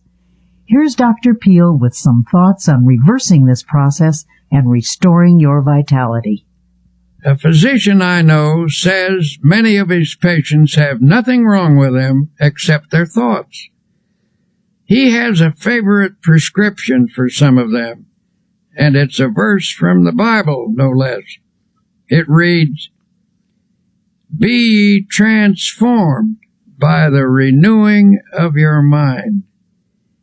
He finds that when his patients change the pattern of their thoughts, they actually achieve a more peaceful state of mind. And that helps to produce health and well-being. Many people can benefit from such a prescription of prayer, faith, and dynamic spiritual thinking. Here's an example. The sales manager of a large company had experienced a serious decline in both ability and energy. He had once been a man of outstanding efficiency and power, but in the last year or so, he'd lost his creative skill and sales were slipping badly. 2 vacations brought no improvement. This man's physician recommended to the company president that his patient come to our religio-psychiatric clinic for an interview. When he arrived, he was rather indignant at being sent to a church.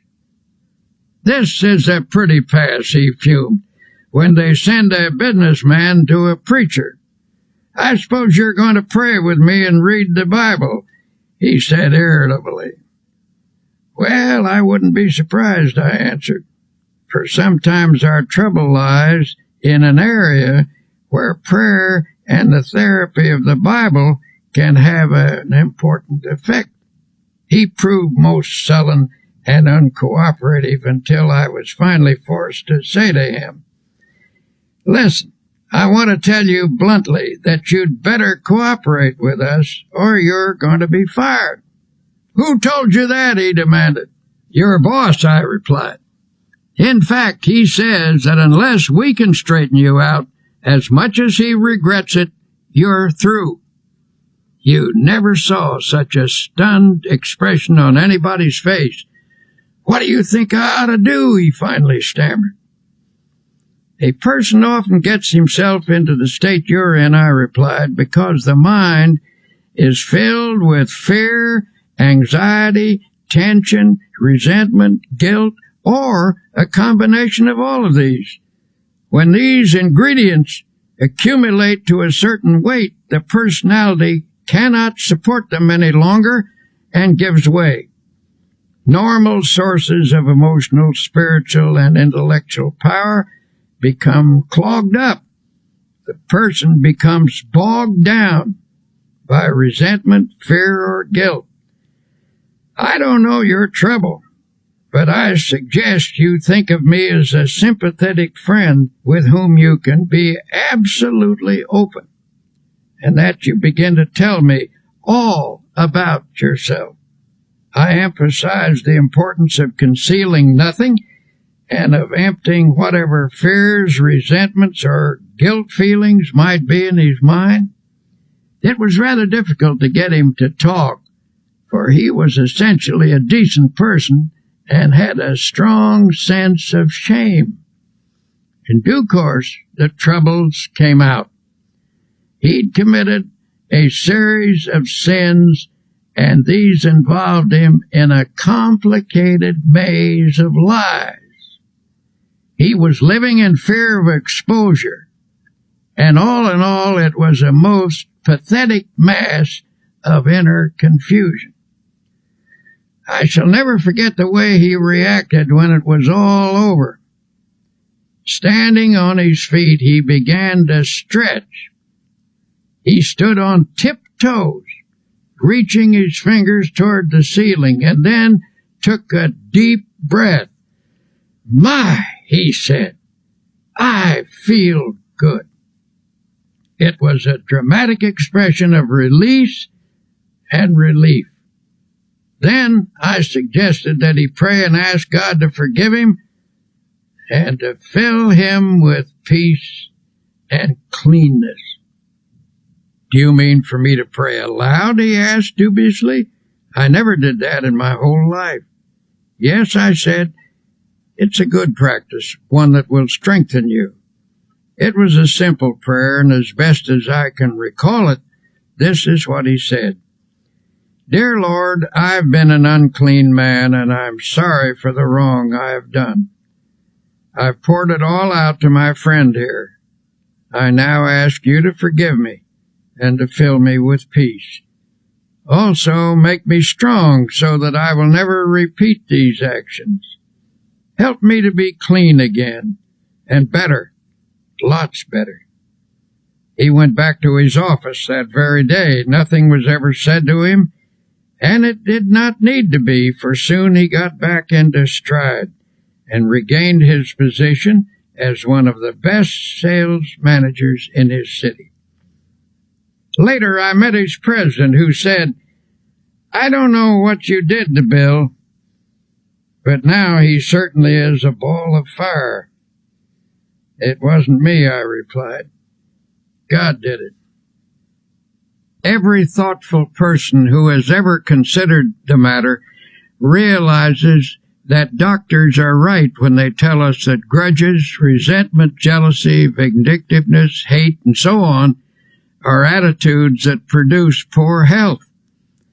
The effects of anger are among the worst.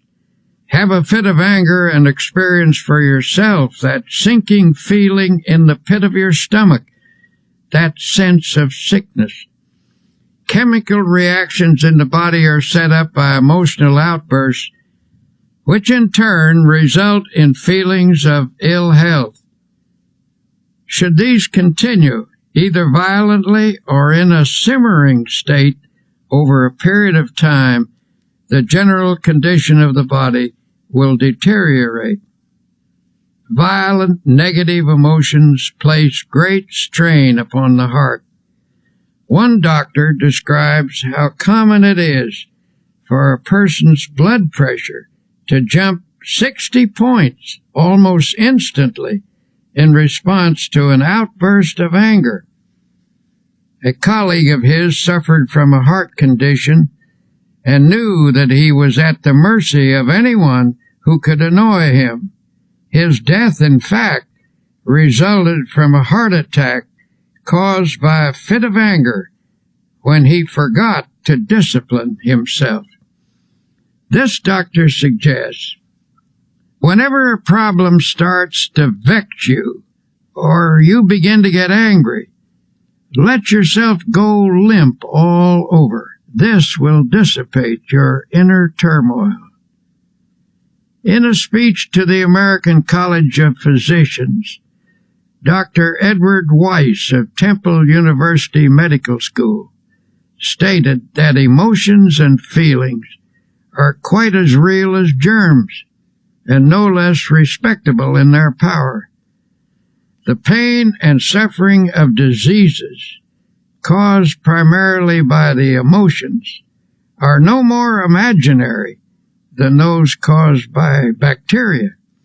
For example, chronic victims of pains and aches in the muscles and joints may be suffering from nursing a smoldering grudge against someone, possibly close to them. And usually a patient is completely unconscious of his own role in developing the disease. Such persons are often suffering from a disorder of their feelings, often linked to a marital or parent-child problem. I was once told about a woman who came to her doctor complaining that her hands kept breaking out, a problem which was diagnosed as eczema. This doctor encouraged his patient to talk about herself. It turned out that she was a very rigid, unhappy person, and he encouraged her to see a psychiatrist for help. The psychiatrist saw at once that there was some irritating situation in her life that she was translating outwardly in the form of a skin rash. Thus, she was taking out on her own body the urge to scratch something or someone. The doctor finally put it to her bluntly. "What's eating you? You're peeved at something, aren't you?" He reported that she stiffened up like a ramrod and marched right out of the office, so he knew he'd been on target. A few days later, she came back. Due to the agony of the eczema, she was ready to let him help her, even if it meant she had to give up a hatred. It turned out to be a family argument about a will. This woman felt she'd been unfairly treated by a younger brother. When she got rid of her hostility and made up with her brother, the eczema vanished within 24 hours. Such cases go on and on. When people allow their emotions to get the better of them, their body responds by breaking down in small or sometimes in large and grave ways. How we think we feel physically has a definite effect on how we do feel. If your mind tells you you're tired or ill, the nerves and the muscles accept that as a fact. On the other hand, if you convince yourself that you feel refreshed and healthy, energy and well-being can also be generated. The body is designed to produce all the energy you need over an amazingly long period of time. To have good health, a person must take reasonable care of his body with proper diet, exercise, sleep, and so on. To complete the prescription, a well-balanced emotional life is also necessary. When body, mind, and spirit work harmoniously, energy is continuously replaced. The longer I live, the more I'm convinced that neither age nor circumstance needs to deprive us of energy and vitality. If you are feeling under par, I recommend that you do a very scrupulous self-analysis. Honestly ask yourself if you're harboring any ill will or resentment or grudges, and if so, cast them out. Every day and every night of your life, these feelings eat away at you. Emotional ills sap your energy, reduce your efficiency, cause poor health, and of course, they steal your chances for happiness. And yet some people still think that when the Bible tells us not to hate or get angry, it is theoretical advice. The Bible is not theoretical. It is our greatest book of wisdom. It is filled with practical advice on living and on health. Since irritation, anger, hate, and resentment have such a powerful effect on our health, what is the antidote? Obviously, the solution is to fill the mind with attitudes of goodwill, forgiveness, faith, love, and an indomitable spirit. To get you started in conquering such negative emotions, here are some practical suggestions. 1. Remember that anger is an emotion, and an emotion is always warm, even hot. To reduce an emotion, cool it. We all know that when a person gets angry, hands clench, the voice rises stridently, muscles tense, the body becomes rigid. Physically, you become poised to fight with adrenaline shooting through your body. To counter this reaction, deliberately oppose the heat of this emotion with coolness. Freeze it out. Use your will to keep your hands from clenching by holding your fingers out straight. Deliberately reduce the tone of your voice. Bring it down to a whisper. Slump in a chair or even lie down if possible. Remember, it's difficult to argue in a whisper or even get mad while lying down. 2. At the moment, it may be a bit hard to pray, but try it anyway. At least conjure up a picture of God in your mind and try to think of Him angry as you are. You can't do it, and the effort will serve to puncture your hostility. 3. Instead of counting to 10 when you feel anger mounting, try the first 10 words of the Our Father. Our Father, who art in heaven, hallowed be thy name. Say that 10 times and your anger will lose its power over you. 4. Anger is an emotion which is sometimes the accumulation of many minor irritations. These irritations, each rather small, gather force as one is added to another, finally bursting forth in a fury. To dry up the tiny drops that feed the great river of anger, make a list of everything that irritates you, no matter how inconsequential it may seem. Then make each separate irritation a special object of prayer. Get a victory over each, one at a time. Instead of destroying all of your consolidated anger, use prayer to snip away at each annoyance that feeds it. 5. When a situation occurs in which your feelings are hurt, get it straightened out as quickly as possible. Don't brood over it. Do something about it. Don't allow yourself to sulk or indulge in self-pity or mope around with resentful thoughts. If your feelings are hurt, see if you can talk to the person you're having trouble with. Try to resolve the situation right away so the incident doesn't get distorted or out of proportion. Put some spiritual iodine on the hurt by saying a prayer of love and forgiveness. 6. Allow the grievance to drain out of your mind.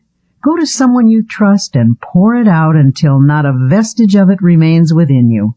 Then forget it. 7. Pray for people who hurt your feelings. Continue this until you feel the malice fading away. You may have to pray for quite a while to get this result. 8. Say this little prayer. May the love of God fill my heart. Then add this line. May the love of God for that person who has hurt me flood my soul. pray this and mean it. Take the advice of Jesus literally when he said to forgive 70 times 7. That comes to 490 times. Before you have forgiven a person that many times, you will be free of resentment.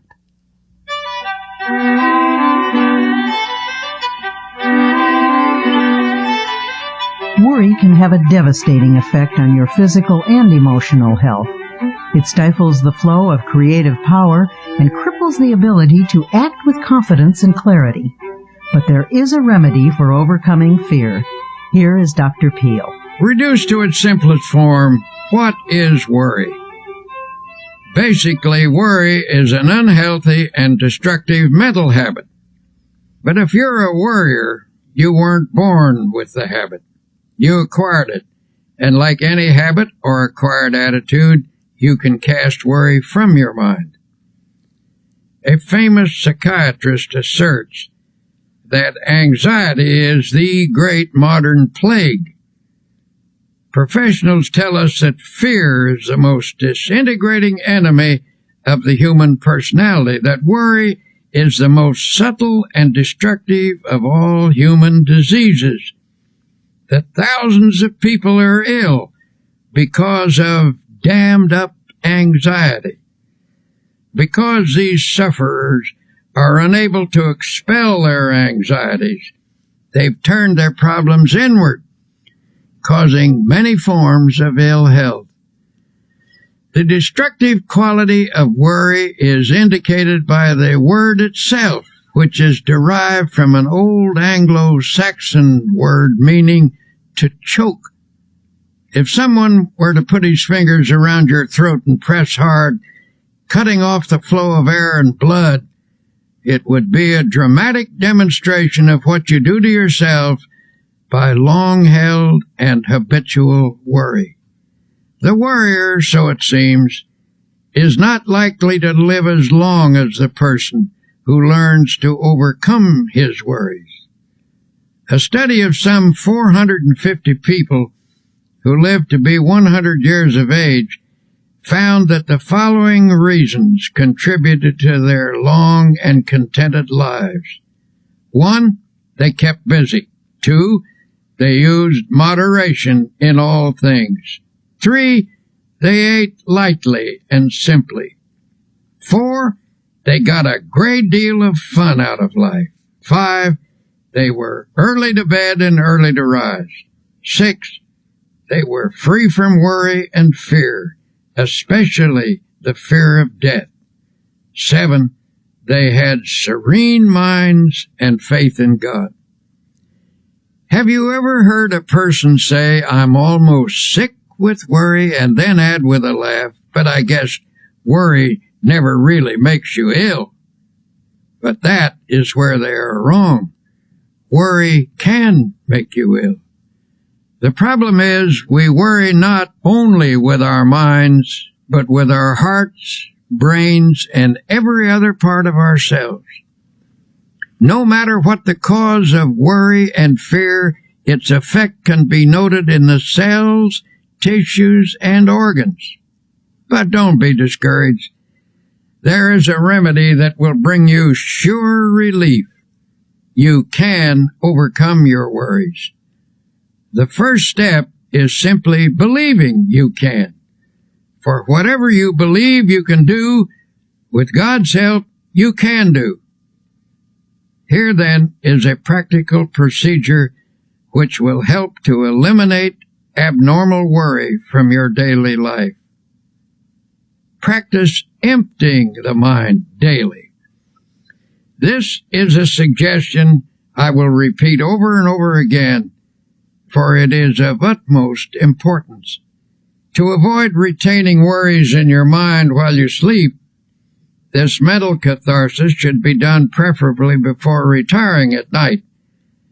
The last 5 minutes before going to sleep are of extraordinary importance, for in that brief period the mind is most receptive to suggestion. It tends to absorb the last ideas that are entertained in the waking state. Then while you sleep, thoughts sink into the subconscious.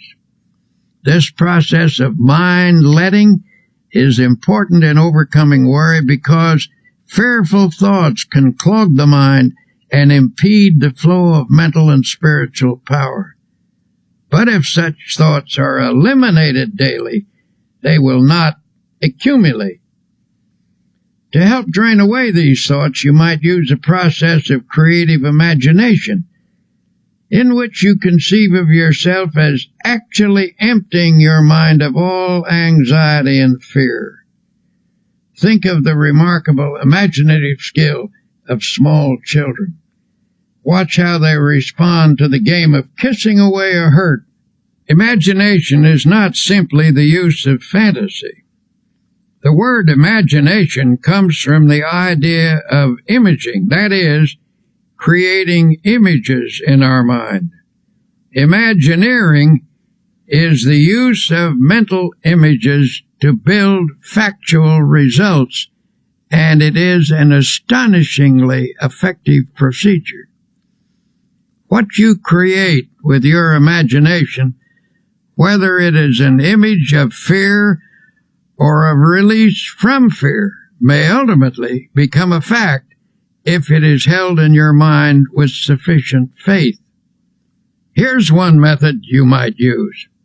Picture all your worry thoughts flowing out from you in the same way that water flows from a basin by removing the stopper.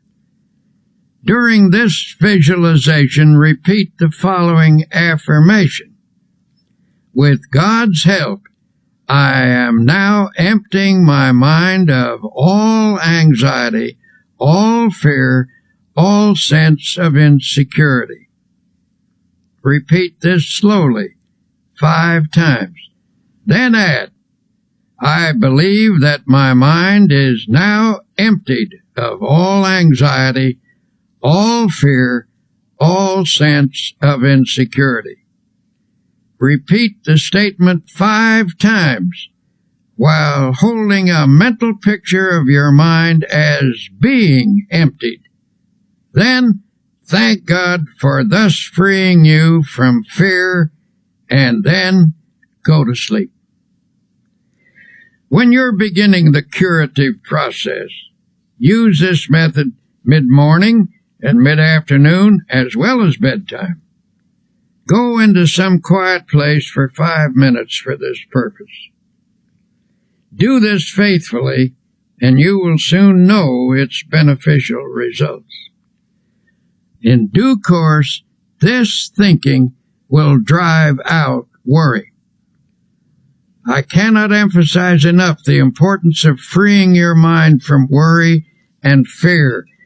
Fear something over a long period of time, and there is a real possibility that you may actually help bring it to pass. The Bible contains a line which is one of the most terrible statements ever made. Terrible in its truth. It's this, for the thing which I greatly feared is come upon me. Of course it will.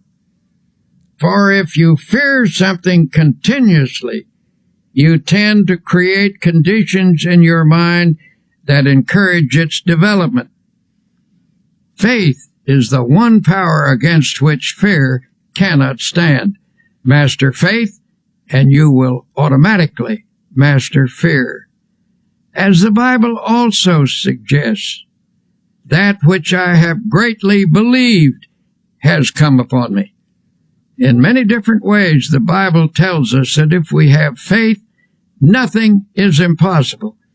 So if you shift your mind from fear to faith, you will stop creating the object of your fear and will instead create the object of your faith.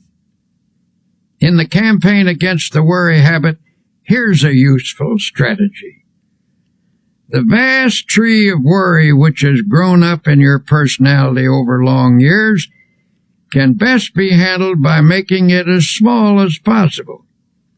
First, snip off the little worries and expressions of worry. For example, reduce the number of worry words in your conversation. Words may be the result of worry, but they also create worry. When a worry thought comes to mind, immediately remove it with a faith expression. For example, instead of saying, "I'm worried that I will miss the train," put the worry out of your mind with a prayer and get started a little earlier. The less worrying you do, the more likely you are to be well organized, for the uncluttered mind is systematic and better able to regulate time. A friend of mine says that every morning before he gets up, he repeats the words, "I believe," 3 times. Thus, at the day's beginning, he conditions his mind to faith, and it never leaves him. His mind accepts the conviction that by faith he is going to overcome his problems and difficulties during the day. He starts the day with creative, positive thinking in his mind. He believes, and it is very hard to hold back the person who believes.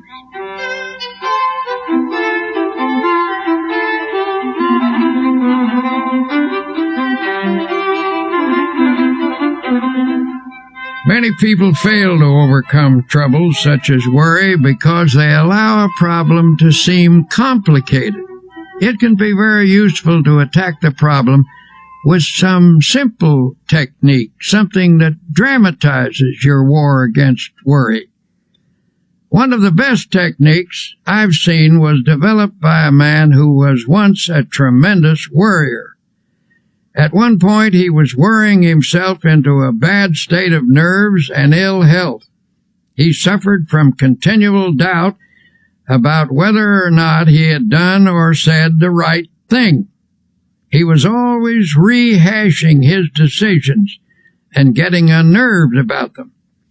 I suggested that he ought to work out some simple method that would help him drop the day completely when it was over and go ahead into the future. One day I noticed that his state of mind was improving, and I commented on it. "Oh, yes," he said, "I finally got the secret, and it has worked amazingly well." He asked me to drop into his office sometime during the close of the day, and he would show me how he had broken the worry habit. One evening I did, and he explained that he'd worked out a little ritual to perform every night before leaving his office. We picked up our hats and coats and started toward the door. By the door stood a wastebasket, and above it on the wall was a calendar. You could see only one date at a time, and that date was in large print. He said, "Now I will perform my evening ritual, the one that has helped me break the worry habit." He reached up and tore off the calendar page for that day. He rolled it into a small ball, and I watched with fascination as his fingers slowly opened and he dropped that day into the wastebasket. He then closed his eyes and his lips moved. Upon finishing his prayer, he said, "Amen. Okay, the day is over. Come on, let's go out and enjoy ourselves." As we walked down the street, I asked, "Would you mind telling me what you said in that prayer?" He laughed and said, "I don't think it is your kind of prayer."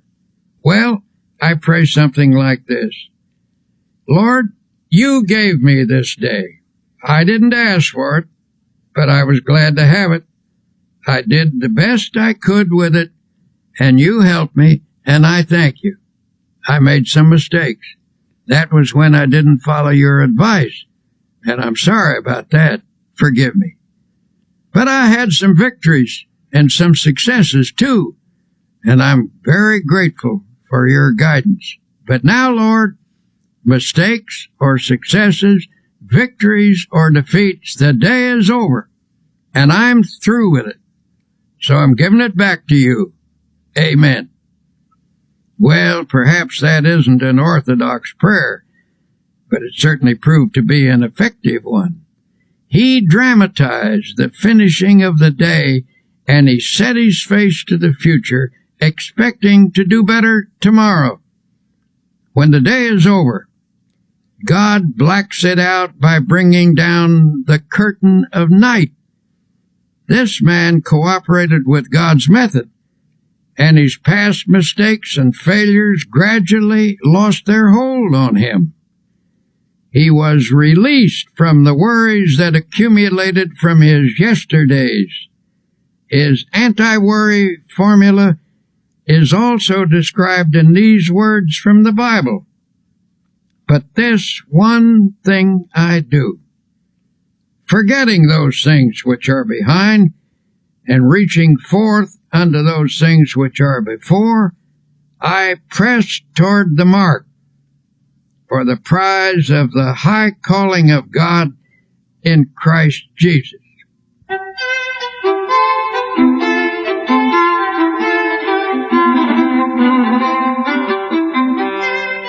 To help you break the worry habit, here are some practical suggestions you can start using right away. 1. Say to yourself, worry is a very bad mental habit. I can change any habit with God's help. 2. You can become free of worry by practicing the opposite and stronger habit of faith. With all the strength and perseverance you can command, start practicing faith. 3. How do you practice faith? Here's a good way to begin. First thing every morning before you rise, say out loud, I believe. 4. Recite this prayer frequently. I place this day, my life, my loved ones, my work in the Lord's hands.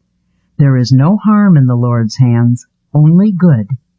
Whatever happens, whatever results, if I am in the Lord's hands, it is His will, and it is good. 5. Practice saying something positive about everything. For example, don't say, this is going to be a terrible day. Instead, affirm, this is going to be a glorious day. Don't say, I'll never be able to do that. Instead, affirm with God's help, I will do that. 6.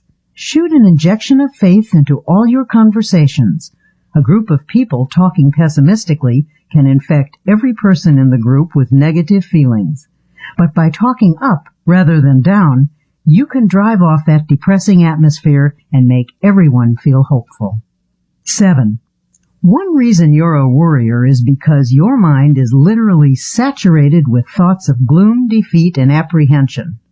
To counteract these, mark every passage in the Bible that speaks of faith, hope, and happiness. Commit each to memory. Say them over and over again until they saturate your subconscious mind.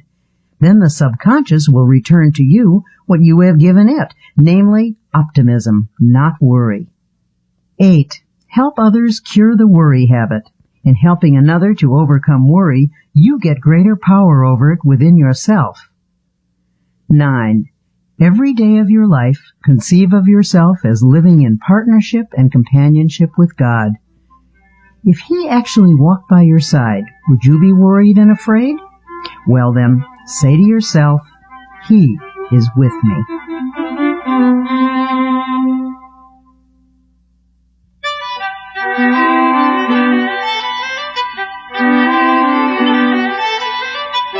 For most people, happiness is perhaps the most precious commodity in the world, and yet, all too often, it eludes us.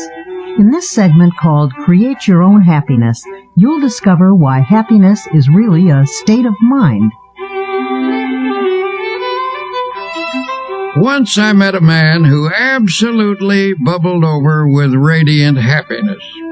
When I asked him his secret, he said, "Why, it's just as plain as the nose on your face.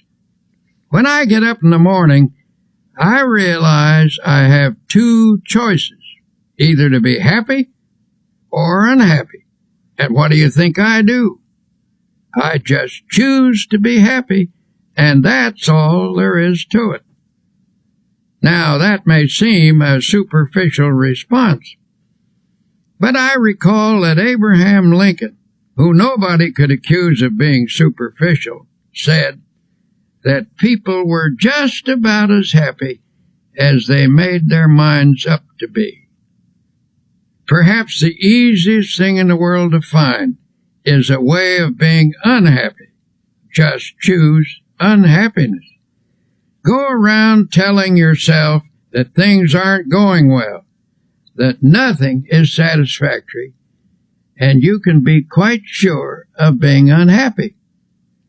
But say to yourself, things are going nicely, life is good, I choose happiness, and you can be quite sure of having your choice. Children are much more adept at finding happiness than most adults. The adult who can carry the spirit of a child into middle and old age is a kind of genius, for he will preserve the truly happy spirit with which God endows the young.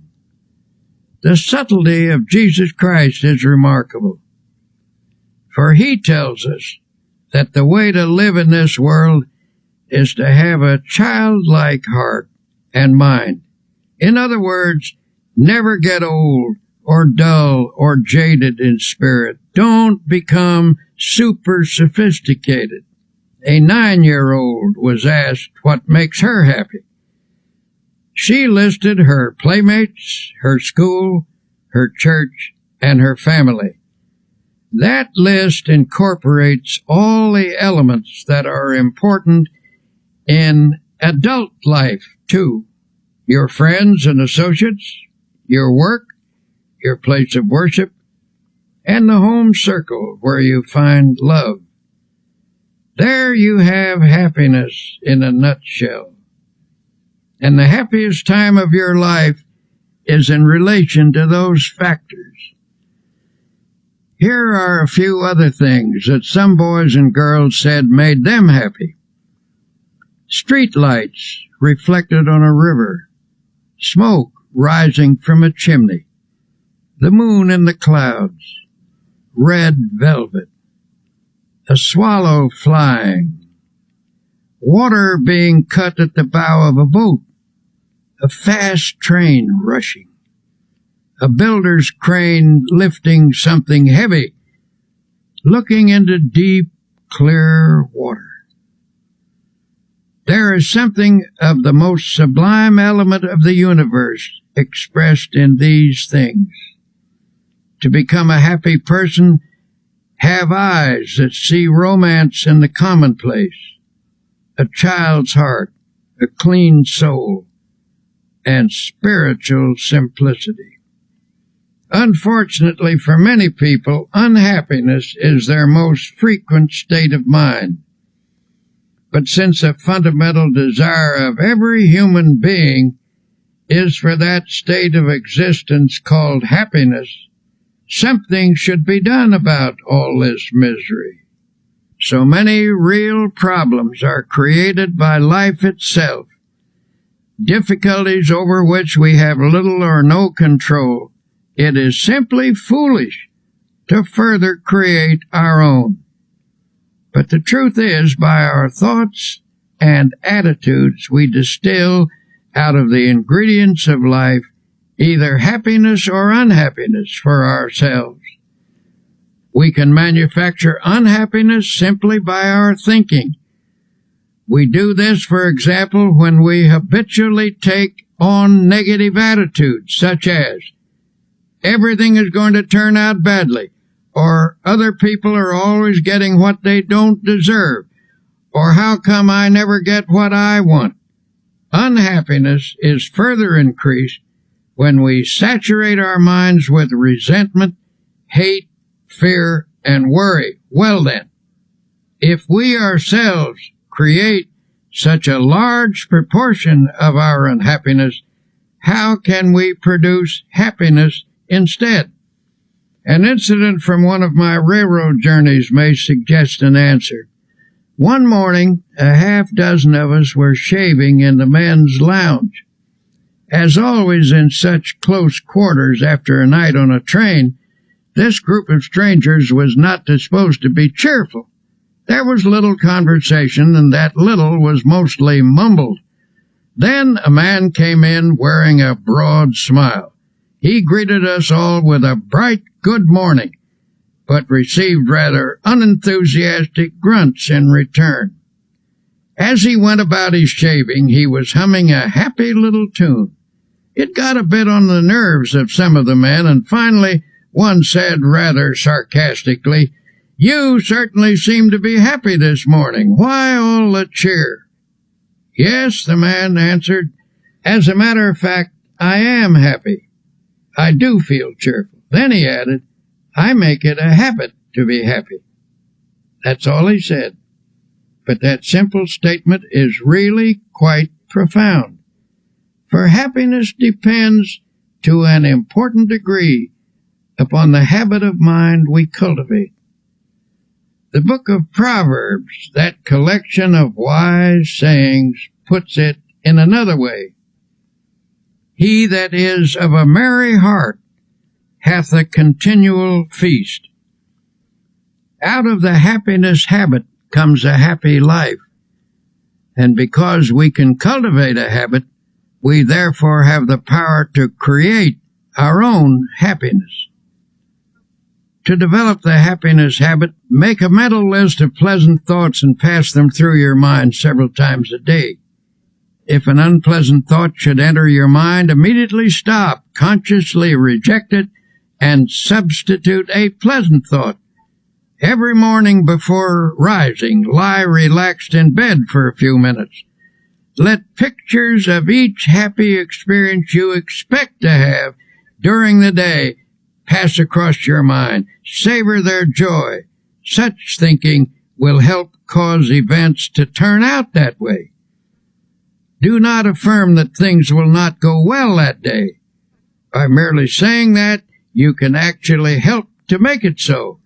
You will draw to yourself every factor, large and small, that will contribute to unhappy conditions. As a result, you will find yourself asking, "Why does everything go badly for me? What's the matter with everything?"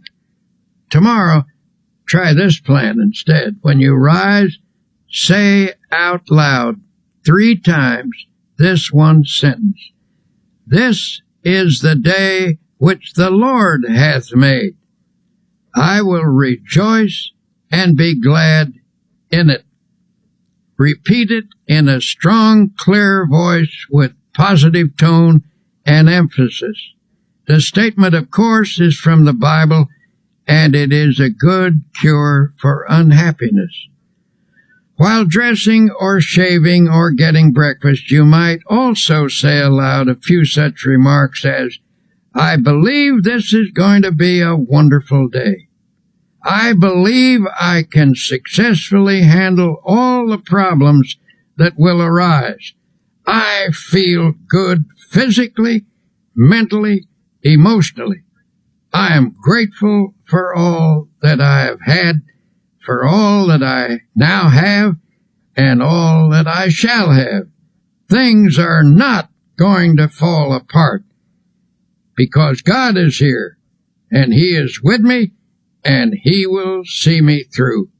I thank God for every good thing." If you repeat these phrases and meditate on their meaning, you will change the character of your day by starting off with a positive frame of mind.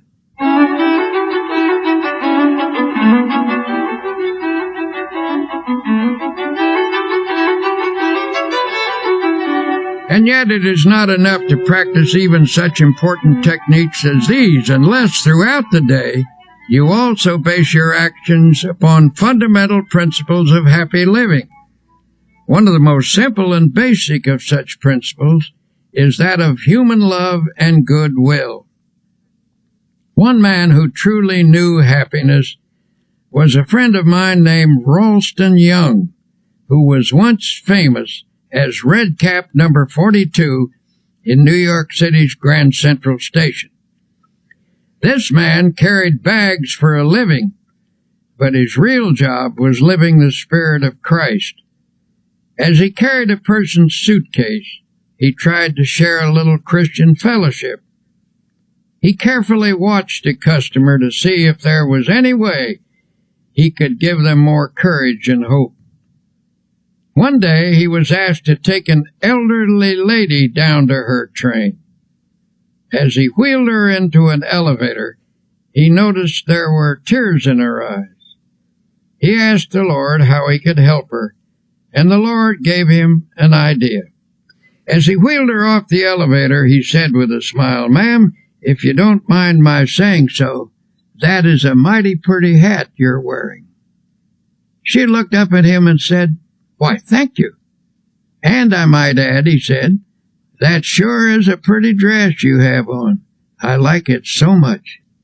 This appealed to her, and despite the fact that she wasn't feeling well, she brightened up and asked, "Why in the world did you say those nice things to me? It's very thoughtful of you." "Well," he said, "I saw how unhappy you were. I saw that you were crying, and I just asked the Lord how I could help you. The Lord said, speak to her about her hat. The dress," he added, "was my own idea."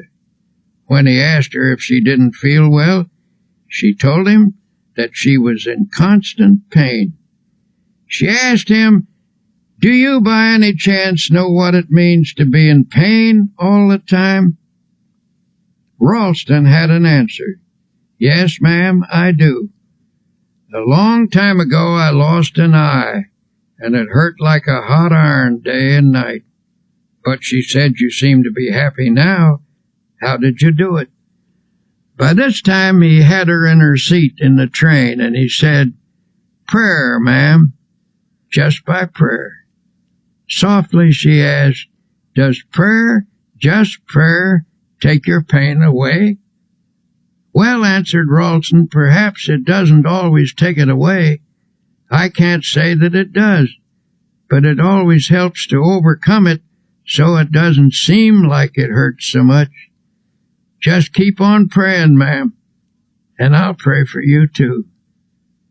Her tears were dried now, and she looked up at him with a smile, took him by the hand, and said, "You've done me so much good."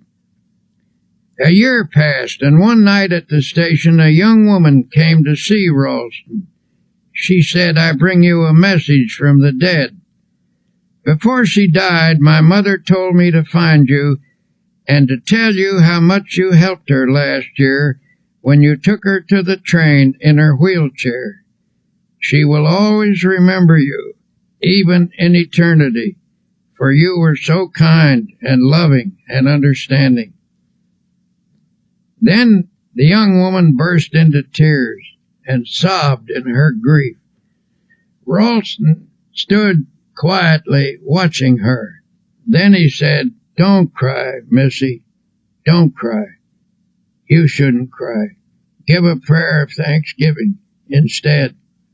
She was surprised by this response, and Ralston went on, "Why, because many people have become orphans much younger than you. You had your mother a long, long time, and besides, you still have her. You will see her again.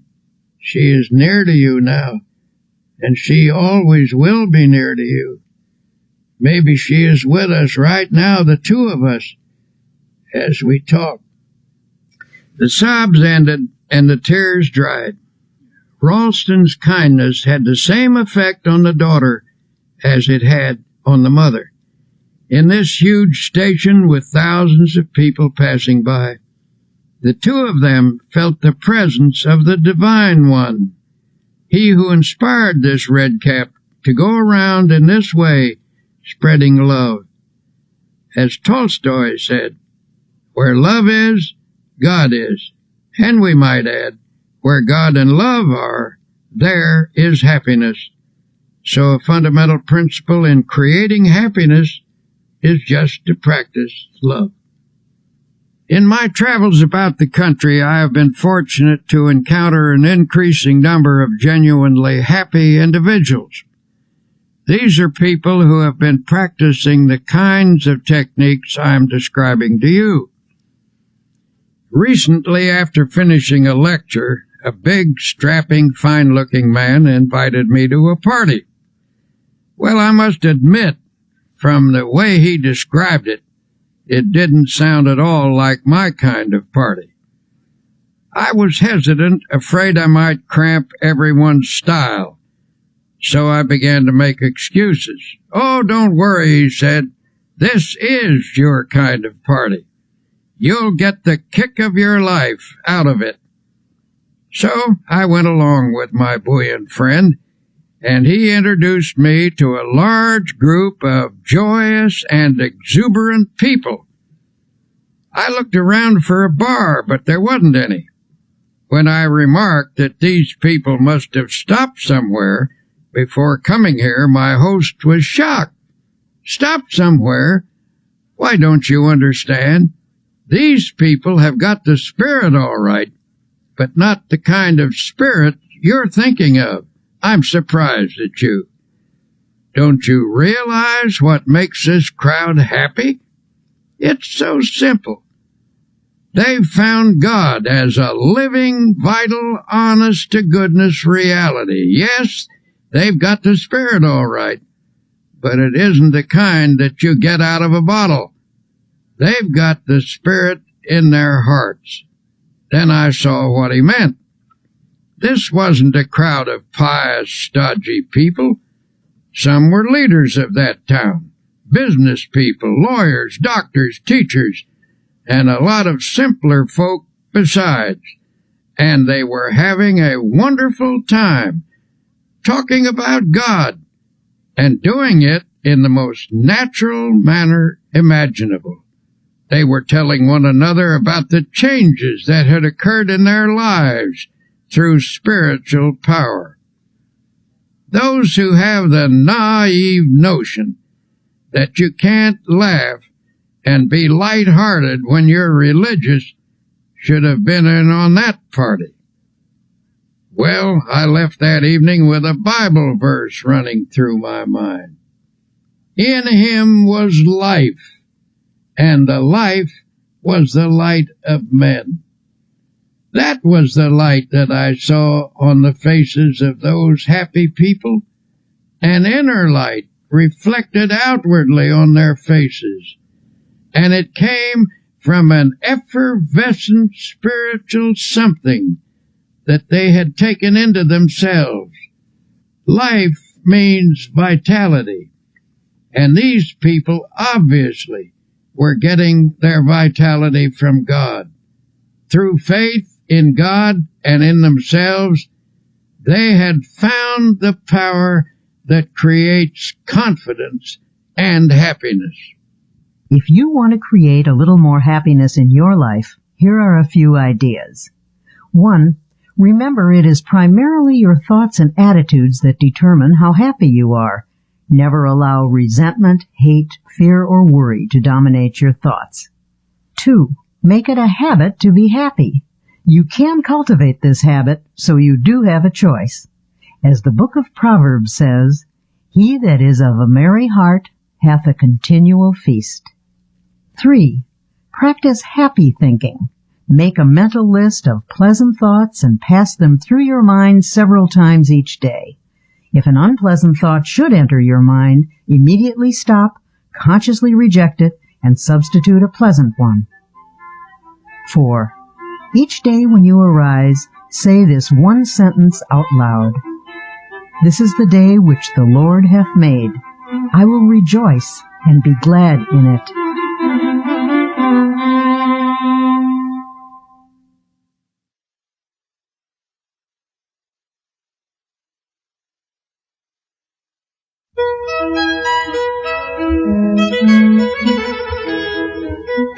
We might as well admit it, everyone wants to be liked. William James once said, "One of the deepest drives of human nature is the desire to be appreciated. The longing to be liked, to be held in esteem, to be a person whom others seek out is fundamental in all of us." On this side, you'll discover how to enjoy easy, natural, and pleasing relationships with others. How to be somebody you'd like to know.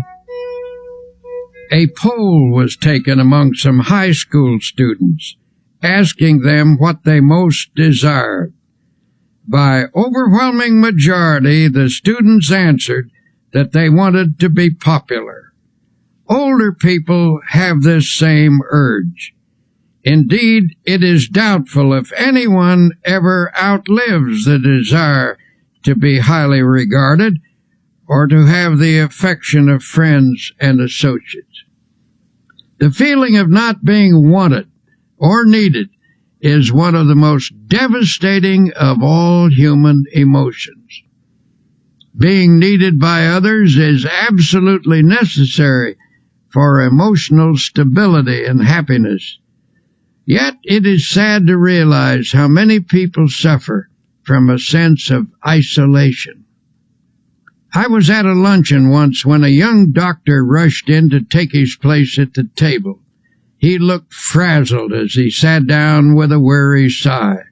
"If only the telephone would stop ringing," he complained. "I can't get anywhere because people call me all the time. I wish I could put a silencer on that phone." An elderly doctor at the table spoke up. "I know how you feel. I used to feel that way myself. But you should be thankful the phone does ring. Be glad people want and need you." Then he added pathetically, "Nobody ever calls me anymore. I would like to hear the telephone ring again. Nobody wants me, and nobody needs me. I'm a has-been."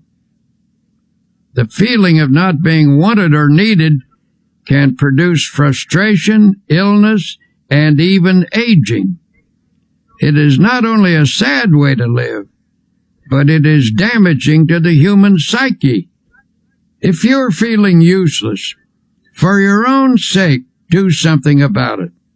Try getting out of yourself for a while. Stop feeling sorry for yourself and find a way instead to provide a service for someone else. Think about people who are less fortunate than you who need help. Volunteer for a worthwhile cause. Not only will you find the esteem we all need, but others will greatly benefit by what you give. It's ironic, but people who deliberately strive to be popular often fail in the attempt. Popularity sought purely for its own sake can be a superficial goal which encourages superficial results. On the other hand, we all know someone who has that extra something, a magnetism that comes from inner confidence. Without even trying, these people never seem to lack for friends. Before we begin talking about ways to improve your relationships, let me warn you that no one, no matter how terrific, is liked by everyone. It's a curious quirk in human nature, but there are certain people with whom we simply don't click. Even the Bible recognizes this fact about human nature, for it says, "If it be possible, as much as lieth in you, live peaceably with all men." The Bible is a very realistic book. It knows people, their infinite possibilities, as well as their imperfections. The Bible advised the disciples that they should do their best to get along with the people in the villages they visited. But if they still couldn't do so, after trying sincerely, they were to shake off the very dust of the village from their feet. "And whosoever will not receive you when you go out of that city, shake off the very dust from your feet for a testimony against them." This is all by way of saying that if you don't achieve perfect popularity with everyone, don't let it bother you too much. Countless people have never mastered the knack of being sought after, and it's not for lack of trying. Some people even go to extremes, acting in a manner they don't really enjoy, all because of their intense desire to be liked. Unfortunately, this desire is often merely a search for a superficial kind of popularity. Having said that, now let me tell you that there are certain procedures which can make you a person that other people like to be with, without becoming artificial or putting on an act. You can enjoy satisfactory personal relationships even if you are a difficult person or are by nature shy and retiring. Here are some suggestions. First, try to be a comfortable type of person, the kind that others can be easy with. Some people always keep a barrier between themselves and the world. It's a strain just to be with them. A stiff, unresponsive individual never quite meshes into a group. It's hard to know what they're feeling or how they're going to react. They make you feel a little uneasy. But a comfortable kind of person is easygoing and natural. They have a pleasant, kindly, genial way about them. Being with them is a bit like wearing an old hat or an old pair of shoes. It is important to try to be natural. Someone who is easy to be with usually has a big soul quality about them. Little people, those who are overly concerned about their place or position, are often stiff and easily offended. Although there are many characteristics that contribute to a likable personality, there is one basic trait that surpasses all others. That is a sincere and forthright interest in and love for people. If you're having trouble with relationships, perhaps you should look for elements in your personality that cause strain when you're with others. Don't automatically assume that other people don't like you because of something wrong with them. Perhaps the trouble is within yourself. Finding and eliminating such problems requires scrupulous honesty and may also involve the help of a professional counselor. The scratchy elements of your personality may be qualities you've acquired over the years. Perhaps you assumed them as a defense, or they may be the result of attitudes developed in your younger days. Regardless of their origin, they can be eliminated. A man once came to us seeking help for problems with personal relationships. He was about 35 years old, and such an appealing-looking man it seemed surprising that people shouldn't like him. Yet he proceeded to outline an unhappy set of circumstances to illustrate his dismal failure with people. "I do my best," he said. "I've tried to put into practice the rules I've been taught about getting along with people, but I get nowhere with the effort. People just don't like me." After talking with him, the trouble became apparent. His manner of speech conveyed a persistently critical attitude. This attitude was thinly veiled, but still it was there. He had an unattractive way of pursing his lips, which indicated a kind of primness or reproof for everybody, as if he felt just a bit superior and disdainful. "Isn't there some way to change myself so people will like me?" he demanded. "Isn't there some way I can stop unconsciously rubbing people the wrong way?" The young man was decidedly self-centered and egotistical. The person he really liked was himself. Every statement, every attitude was unconsciously measured in terms of how it made him look. He was irritable with people and picked on them in his own mind, though few outward conflicts developed. Inwardly, he was trying to make everyone over to suit himself. Unconsciously, people realized this. In their minds, they erected barriers against him. Since he was being unpleasant to people in his thoughts, it followed that he was less than warm in his behavior. He was polite enough and managed not to be boorish and unpleasant, but people unconsciously felt coolness in him, so they gave him the brush off, and with good reason, for in his mind he had already brushed them off. In a sense, he liked himself too well, and to build up his self-esteem, he put others down. He was suffering from too much self-love. To change his situation, he had to be taught how to love other people and to forget himself, which was, of course, a complete reversal of his habits.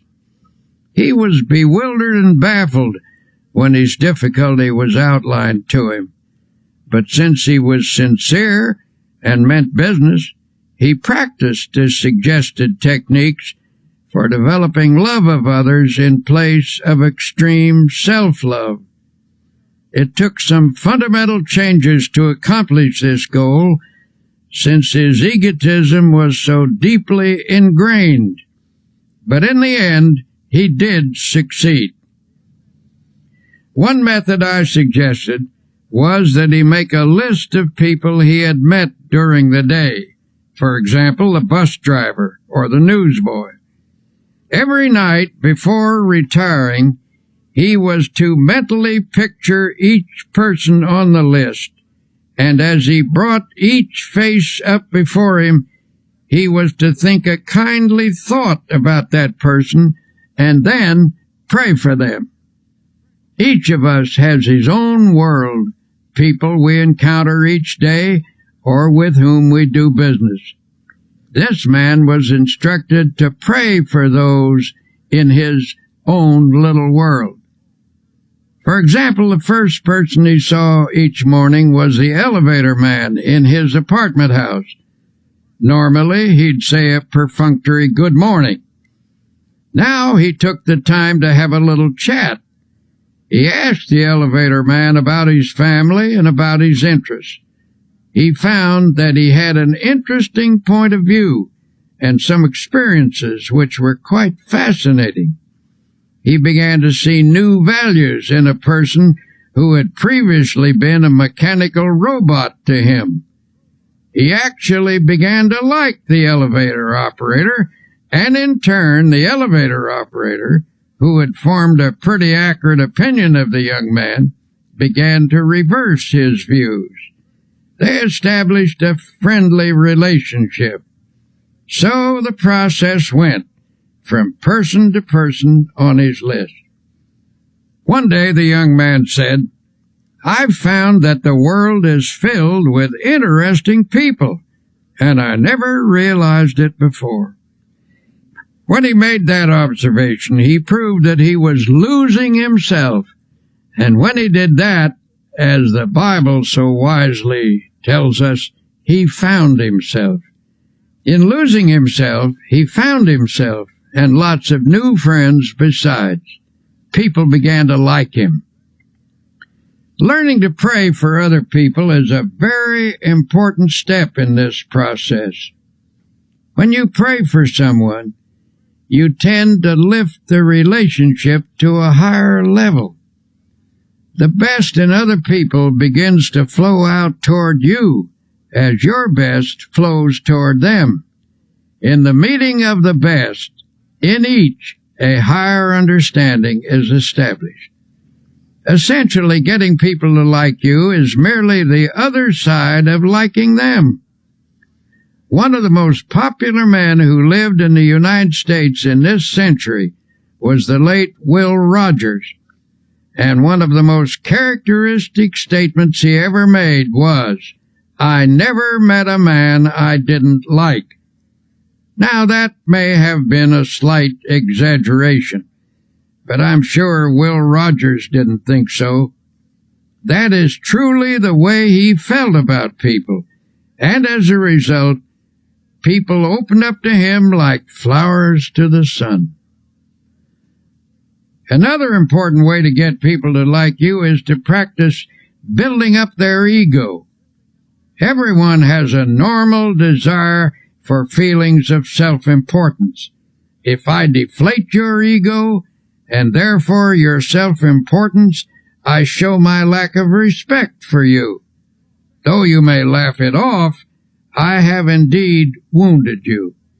And while you may exercise charity toward me, unless you are finely developed spiritually, you're not going to like me very much. On the other hand, if I elevate your self-respect and contribute to your feelings of personal worth, I am showing high esteem for your ego. I have helped you to be your best self, and in return, you appreciate my efforts. You are grateful to me. You like me for it.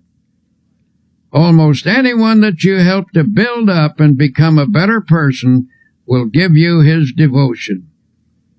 Build up as many people as you can, but do it sincerely and unselfishly. Do it because you like them and because you recognize their potential. If you do good for people, affection and esteem will flow back to you. Best of all, you will never lack for friends. The basic principles for getting people to like you are simple. Here are 10 practical exercises to help you become someone that you'd like to know. 1. A person's name is very important. When you meet someone, try to remember their name. If you don't, they may feel you're not very interested in them. 2. Be the comfortable sort of person with whom others feel relaxed. Try to make them feel at home with you. 3. Acquire that quality of relaxed easygoingness so that everyday irritations don't ruffle you.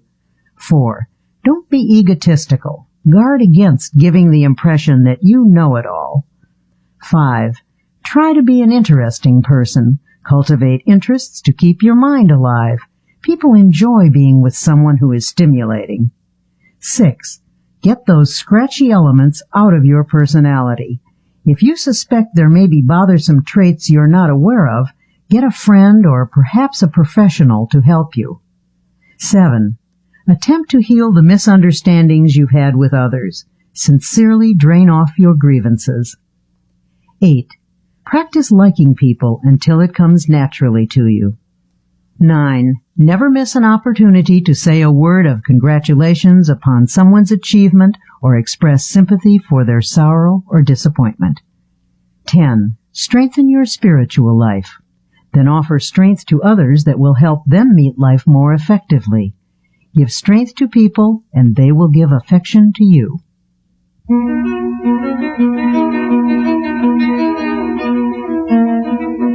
Winston Churchill once wrote about the great British General Tudor. He commanded a division of the British Fifth Army, which faced the powerful German assault in March 1918. The odds were heavily against him, but General Tudor knew how to meet an apparently immovable and undefeatable obstacle. His method was simple.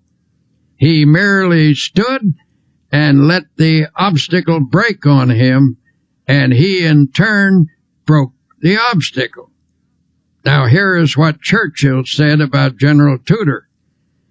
The impression I had of Tudor was of an iron peg hammered into the frozen ground, immovable. General Tudor knew how to stand up to an obstacle. Just stand up to it, that's all. Don't whine or complain about it. Don't give way under it. Stand up to it, and it will finally break. You will break it. Something has to break, and it won't be you. It will be the obstacle. People who cringe in front of their challenges not only trip themselves up, but they can often affect a whole team or organization.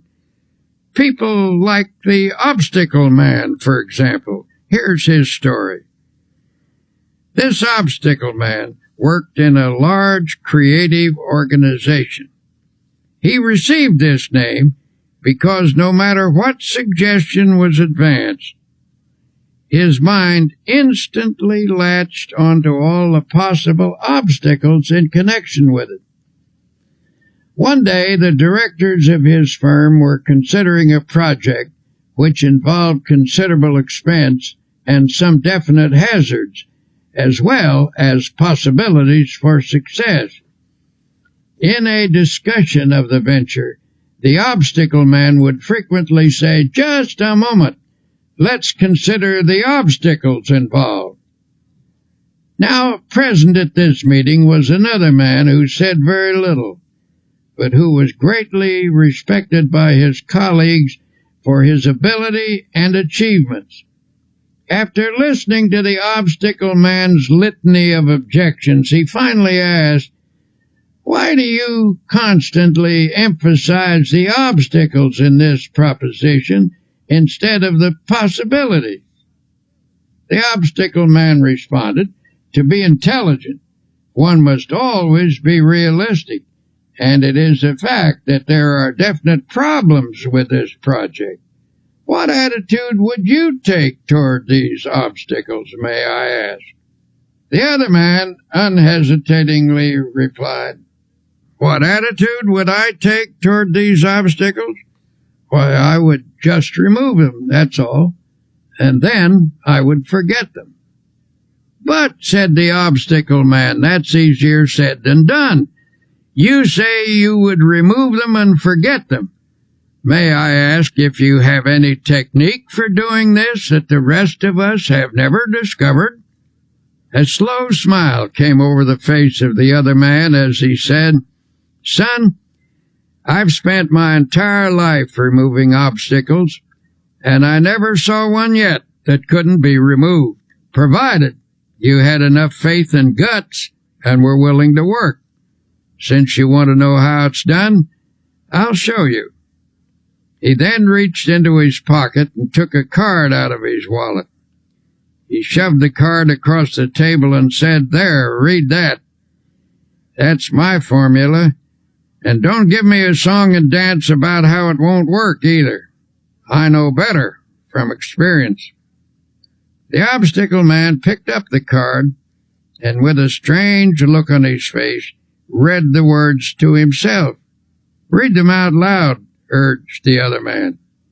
In a slow, dubious voice he read, "I can do all things through Christ who strengthens me." The owner of the card put it back in his wallet and said, "I've lived a long time and have faced a lot of difficulties, but there is power in those words, actual power, and with it you can remove any obstacle." He said this with confidence, and everyone knew he meant it. He was in fact a remarkable man who had overcome many odds, and his successful track record spoke for itself. His positive attitude, plus the fact that he was not in any sense holier than thou, made his words convincing to the men around the table. At any rate, there was no more negative talk from the Obstacle Man or anyone else from then on. The project was put into operation, and despite risks and difficulties, it turned out successfully. Think of the winning mentality that sports champions cultivate. When a game seems to be going against them, they can't let discouragement creep in. They can't let negative thoughts dominate, or they will lose the power to win. To be a champion in your own arena, your mental and spiritual resources must be razor sharp with confidence. Now you may say, "But you don't know my circumstances. I'm in a different situation than anybody else. and I'm about as far down as a human being can get. Well, if that's true, and you're down as far as you can get, in that case, congratulations, for you're at the bottom. And the bottom is a wonderful place. The only place you can go from the bottom is up. On the other hand, it's hard to say you're in a situation that no one has ever encountered before. There is no such situation. Practically speaking, there are only a few human stories, and they've all been enacted before. This is a fact we must never forget. There are people in this world who have overcome every conceivable difficulty, even the most hopeless, even the one in which you now find yourself. There is always a way out. A wise old man was once asked how he overcame the many difficulties of his life. How do I get through a trouble? Well, first I try to go around it. And if I can't go around it, I try to get under it. And if I can't get under it, I try to go over it. And if I can't go over it, I just plow right through it. Then he added, God and I plow right through it together.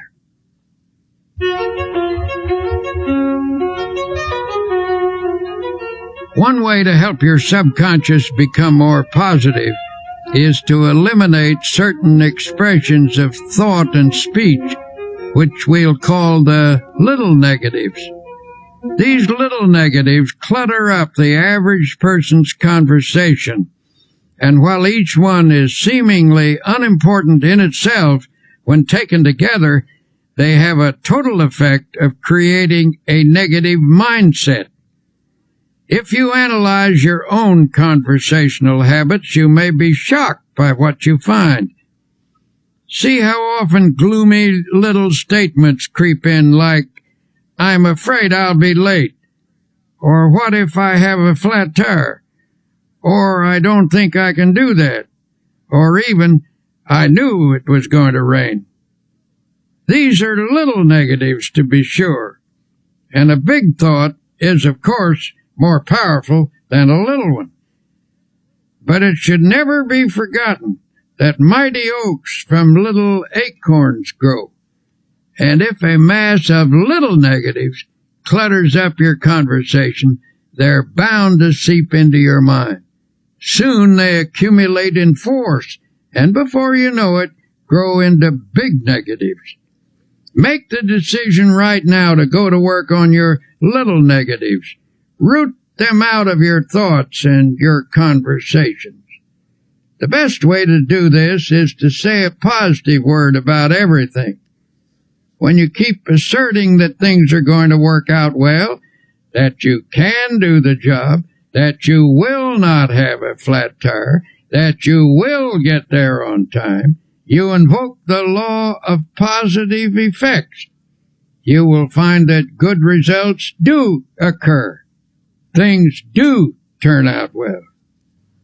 Now, as we've said before, our success in overcoming obstacles is greatly influenced by our attitude. In fact, most of our obstacles are actually mental in character. You may object. My obstacles are not mental. Mine are real. Perhaps so, but your attitude toward them is mental. Attitudes are created by a mental process, and what you think about your obstacles largely determines what you do about them. Take the attitude that you can't remove an obstacle, and you won't.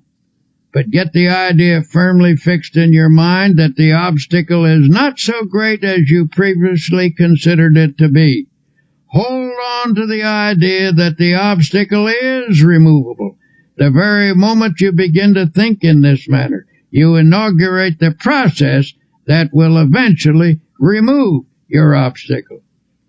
If there's a difficulty which has defeated you for a long time, it's likely that you've told yourself for weeks, months, and even years that there's nothing you can do about it. When you emphasize only your inabilities, your mind gradually concludes that you are indeed incapable.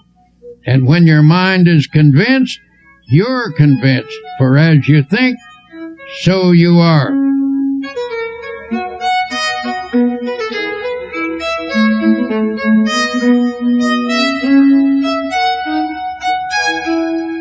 Armed with a new attitude, now take another look at that obstacle that's been bothering you. You will find that it isn't so formidable as you thought. Say to yourself, the rough is only mental. I think victory, I get victory. Remember that formula.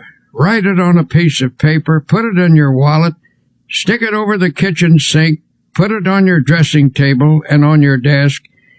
Keep looking at it until its truth permeates your whole mental attitude, until it becomes a positive obsession. I can do all things through Christ who strengthens me. What may seem to be a difficult proposition is hard or easy depending upon how we think about it. Some of America's greatest thinkers tackled this question of attitude, and each came to the same conclusion. Ralph Waldo Emerson believed that the human personality can be touched with divine power, and through this channel, greatness is released. William James pointed out that the most important factor in any undertaking is one's belief about it. And Henry David Thoreau told us that the secret of achievement is to hold a picture of a successful outcome in mind. Over the years, I've frequently received letters from people who discovered just how practical the I don't believe in defeat approach can be. One man wrote to relate his father's story. My father was a traveling salesman, the letter began. Every year he changed the line of goods he would sell and tell my mother that this was the last change. He always said that next year our problems would be over and we would be on Easy Street. But Easy Street never happened, and my father was always tense, always afraid of himself, always whistling in the dark. Then one day a fellow salesman gave Father a copy of a little 3-sentence prayer. He was told to repeat it just before calling on a customer. Father tried it, and the results were almost miraculous. He sold 85% of all the calls he made the first week, and every week after that the results were wonderful.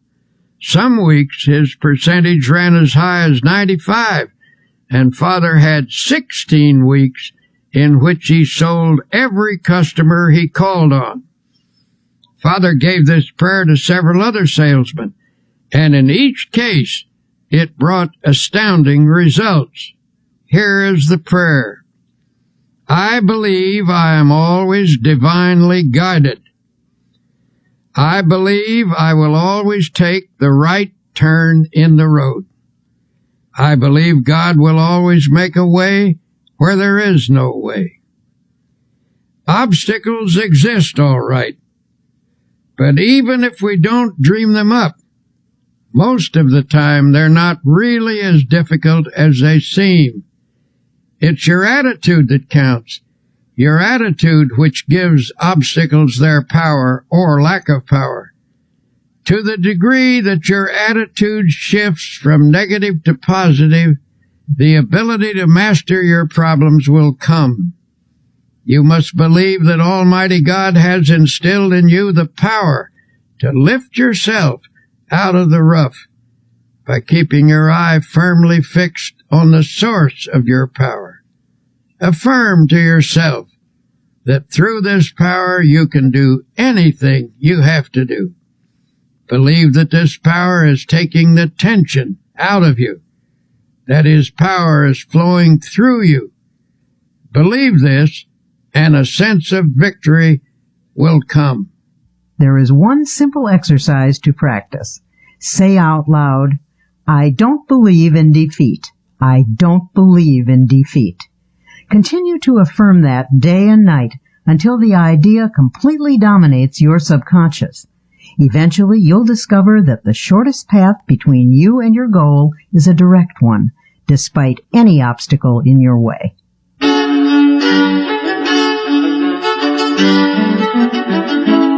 Here you will discover the practical secrets that can lead to a life in which dreams are achieved and expectations are fulfilled. As Dr. Peel says, life cannot deny itself to the person who gives life his all. So, as you listen, keep in mind your most burning desire. Surely there's a way to make it come true. Have you been trained to believe? Are you convinced that you can successfully complete any task you set for yourself? Or are you a doubting Thomas?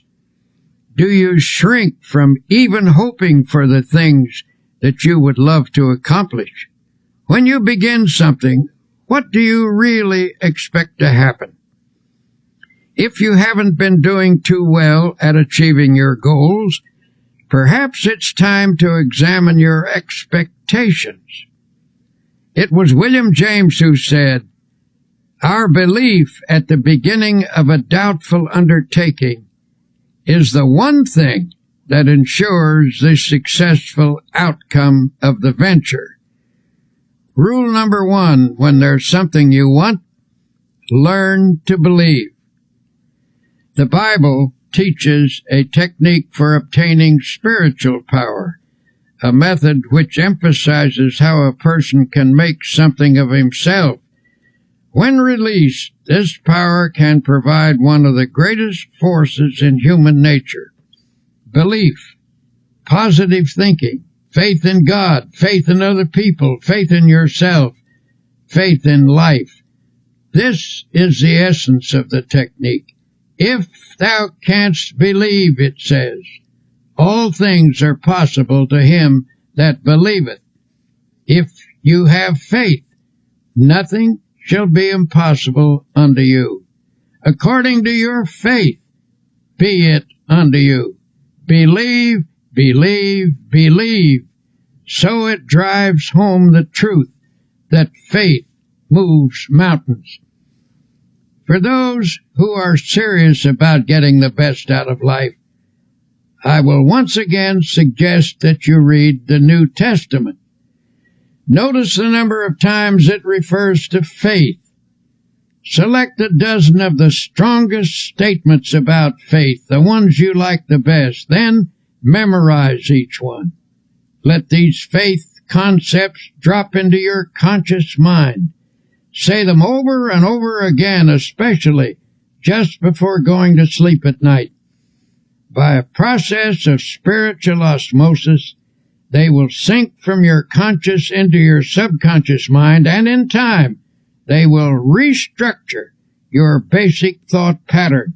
Believe that you are experiencing this upthrust of force. You will be amazed at the lifting power you will receive.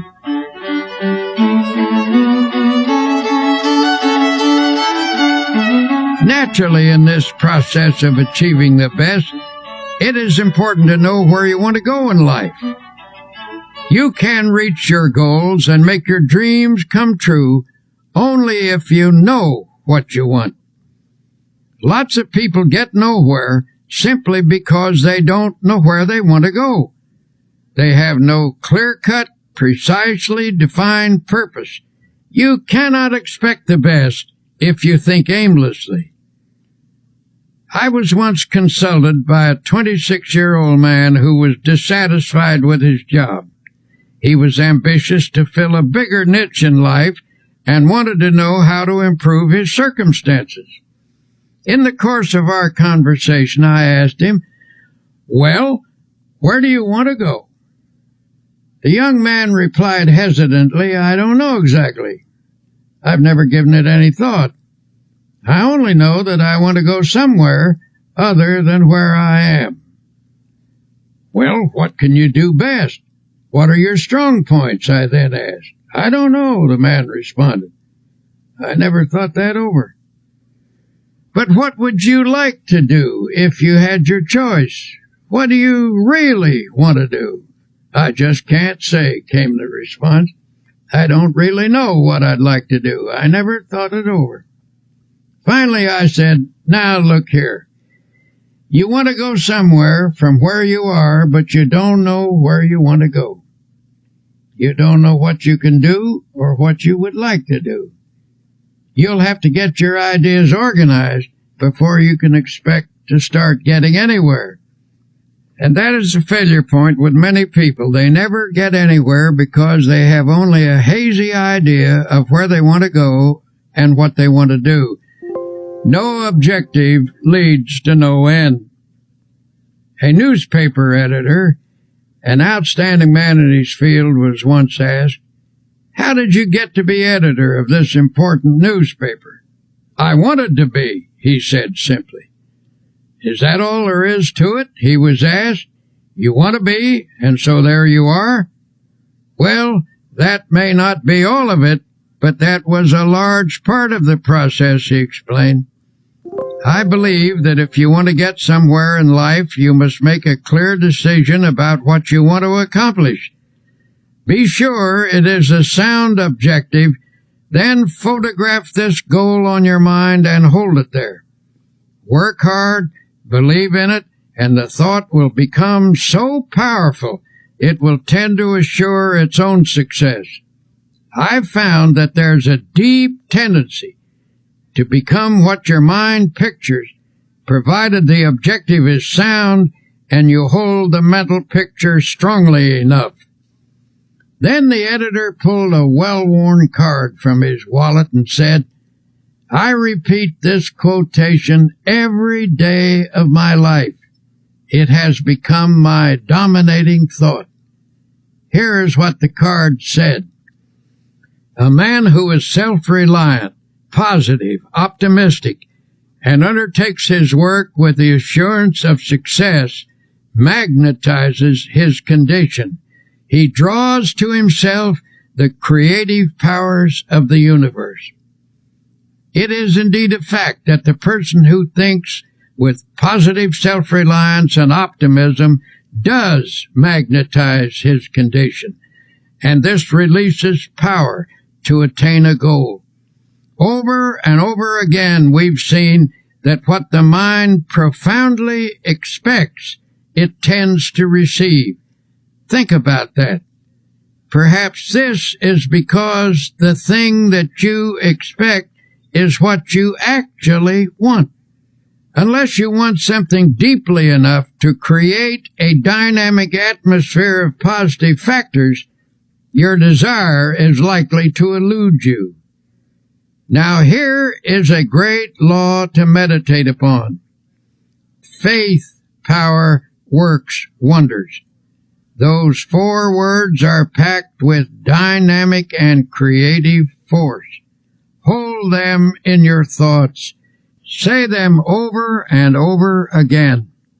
Say them until your mind accepts them, until you believe them. Faith, power, works wonders. You can overcome any obstacle. You can achieve the most tremendous things by faith power. And how do you develop faith power? As I've said before, the answer is to saturate your mind with the great words of the Bible. Spend 1 hour a day reading the Bible and committing its great passages to memory. The change in you and in your experiences will be little short of miraculous. Just one section of the Bible will accomplish this for you. Chapter 11 of Mark contains one of the greatest formulas in the book. It's this: have faith in God. For verily I say unto you, that whosoever shall say unto this mountain, be removed, and be thou cast into the sea, and shall not doubt in his heart, but shall believe that those things which he saith shall come to pass, he shall have whatsoever he saith. Now, why does this passage use the word heart? Because it means that you are not to allow doubt into your subconscious, into the inner essence of you. And this doubt is not the kind of superficial doubt which normal, intelligent questioning raises. Rather, we are instructed to avoid the deep, fundamental doubt that obstructs the flow of faith. Another interesting thing to note about this passage is that we are told, ye shall say to this mountain. The reason great things don't happen to some people is because they aren't specific enough in their application of faith power. In other words, don't address your efforts to the entire mountain range of all your difficulties. Attack one problem at a time. Be specific. If there's something you want, what is the best way to go about getting it? In the first place, ask yourself, should I want it? Test the question very honestly in prayer to be sure you should want it and whether you should have it. If you can answer that question in the affirmative, then ask God for it and don't be backward in asking Him. And if God, having more insight, believes that you shouldn't have it, you needn't worry, He won't give it to you. But if it is a right thing, ask Him for it specifically. And when you ask, do not allow doubt in your mind. These principles were suggested to one man who perpetually expected the worst in all aspects of his life. He took a negative attitude toward every project or problem he faced and expressed a vigorous disbelief in these principles. In fact, he offered to conduct a test to prove them wrong. Since he was an honest man, he tried them faithfully and even kept a scorecard. After 6 months, he reported that 85% of his problems had turned out satisfactorily. I am now convinced, he said, although I wouldn't have believed it possible. It seems to be true that if you expect the best, you are given some strange kind of power to create conditions that produce the desired results. From now on, I am changing my mental attitude and shall expect the best, not the worst. My test indicates that this is not a theory, but a realistic way to meet life's situations. May I say that I am very interested in you. So every day as you confront the problems of life, I suggest that you affirm as follows. I believe that God gives me power to attain what I really want. Never mention the worst. Never think of it.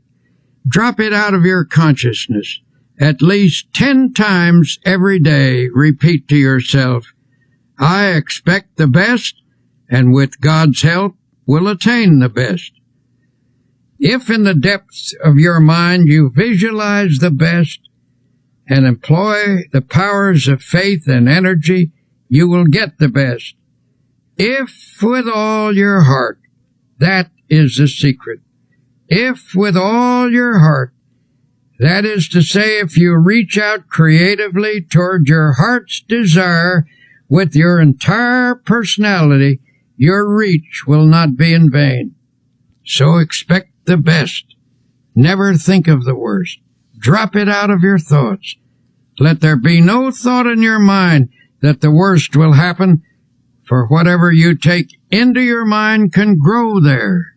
So take in only the best. Nurture it. Concentrate on it. Emphasize it. Visualize it. Prayerize it. Surround it with faith. Expect the best at all times, and spiritually creative mind power aided by God power, will produce the best. You have finished listening to these tapes. What have you heard? Simply a series of practical and workable techniques for living a successful life. You have heard a formula of belief and practice which should help you win victory over every defeat. Examples have been given here of people who have believed and who have applied the suggested techniques. But listening is not enough. Now please go back and practice each technique. They have been tested in the laboratory of spiritual and practical experience. When applied, they will work for you as they have worked for many. We may never meet in person, but through these tapes I feel we have met. We are friends and partners. So believe and live successfully. Thank you, and best wishes always, Norman Vincent Peale.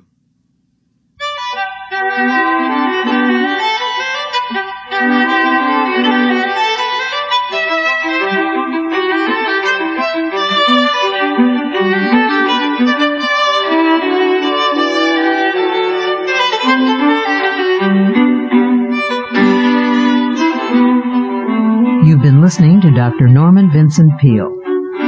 This has been a Simon & Schuster audio presentation. Recording engineer Ed Valentine, mixing engineer Gary Fink, writer Mary Bruton, executive producer Peg Combe. I'm Connie Goldman.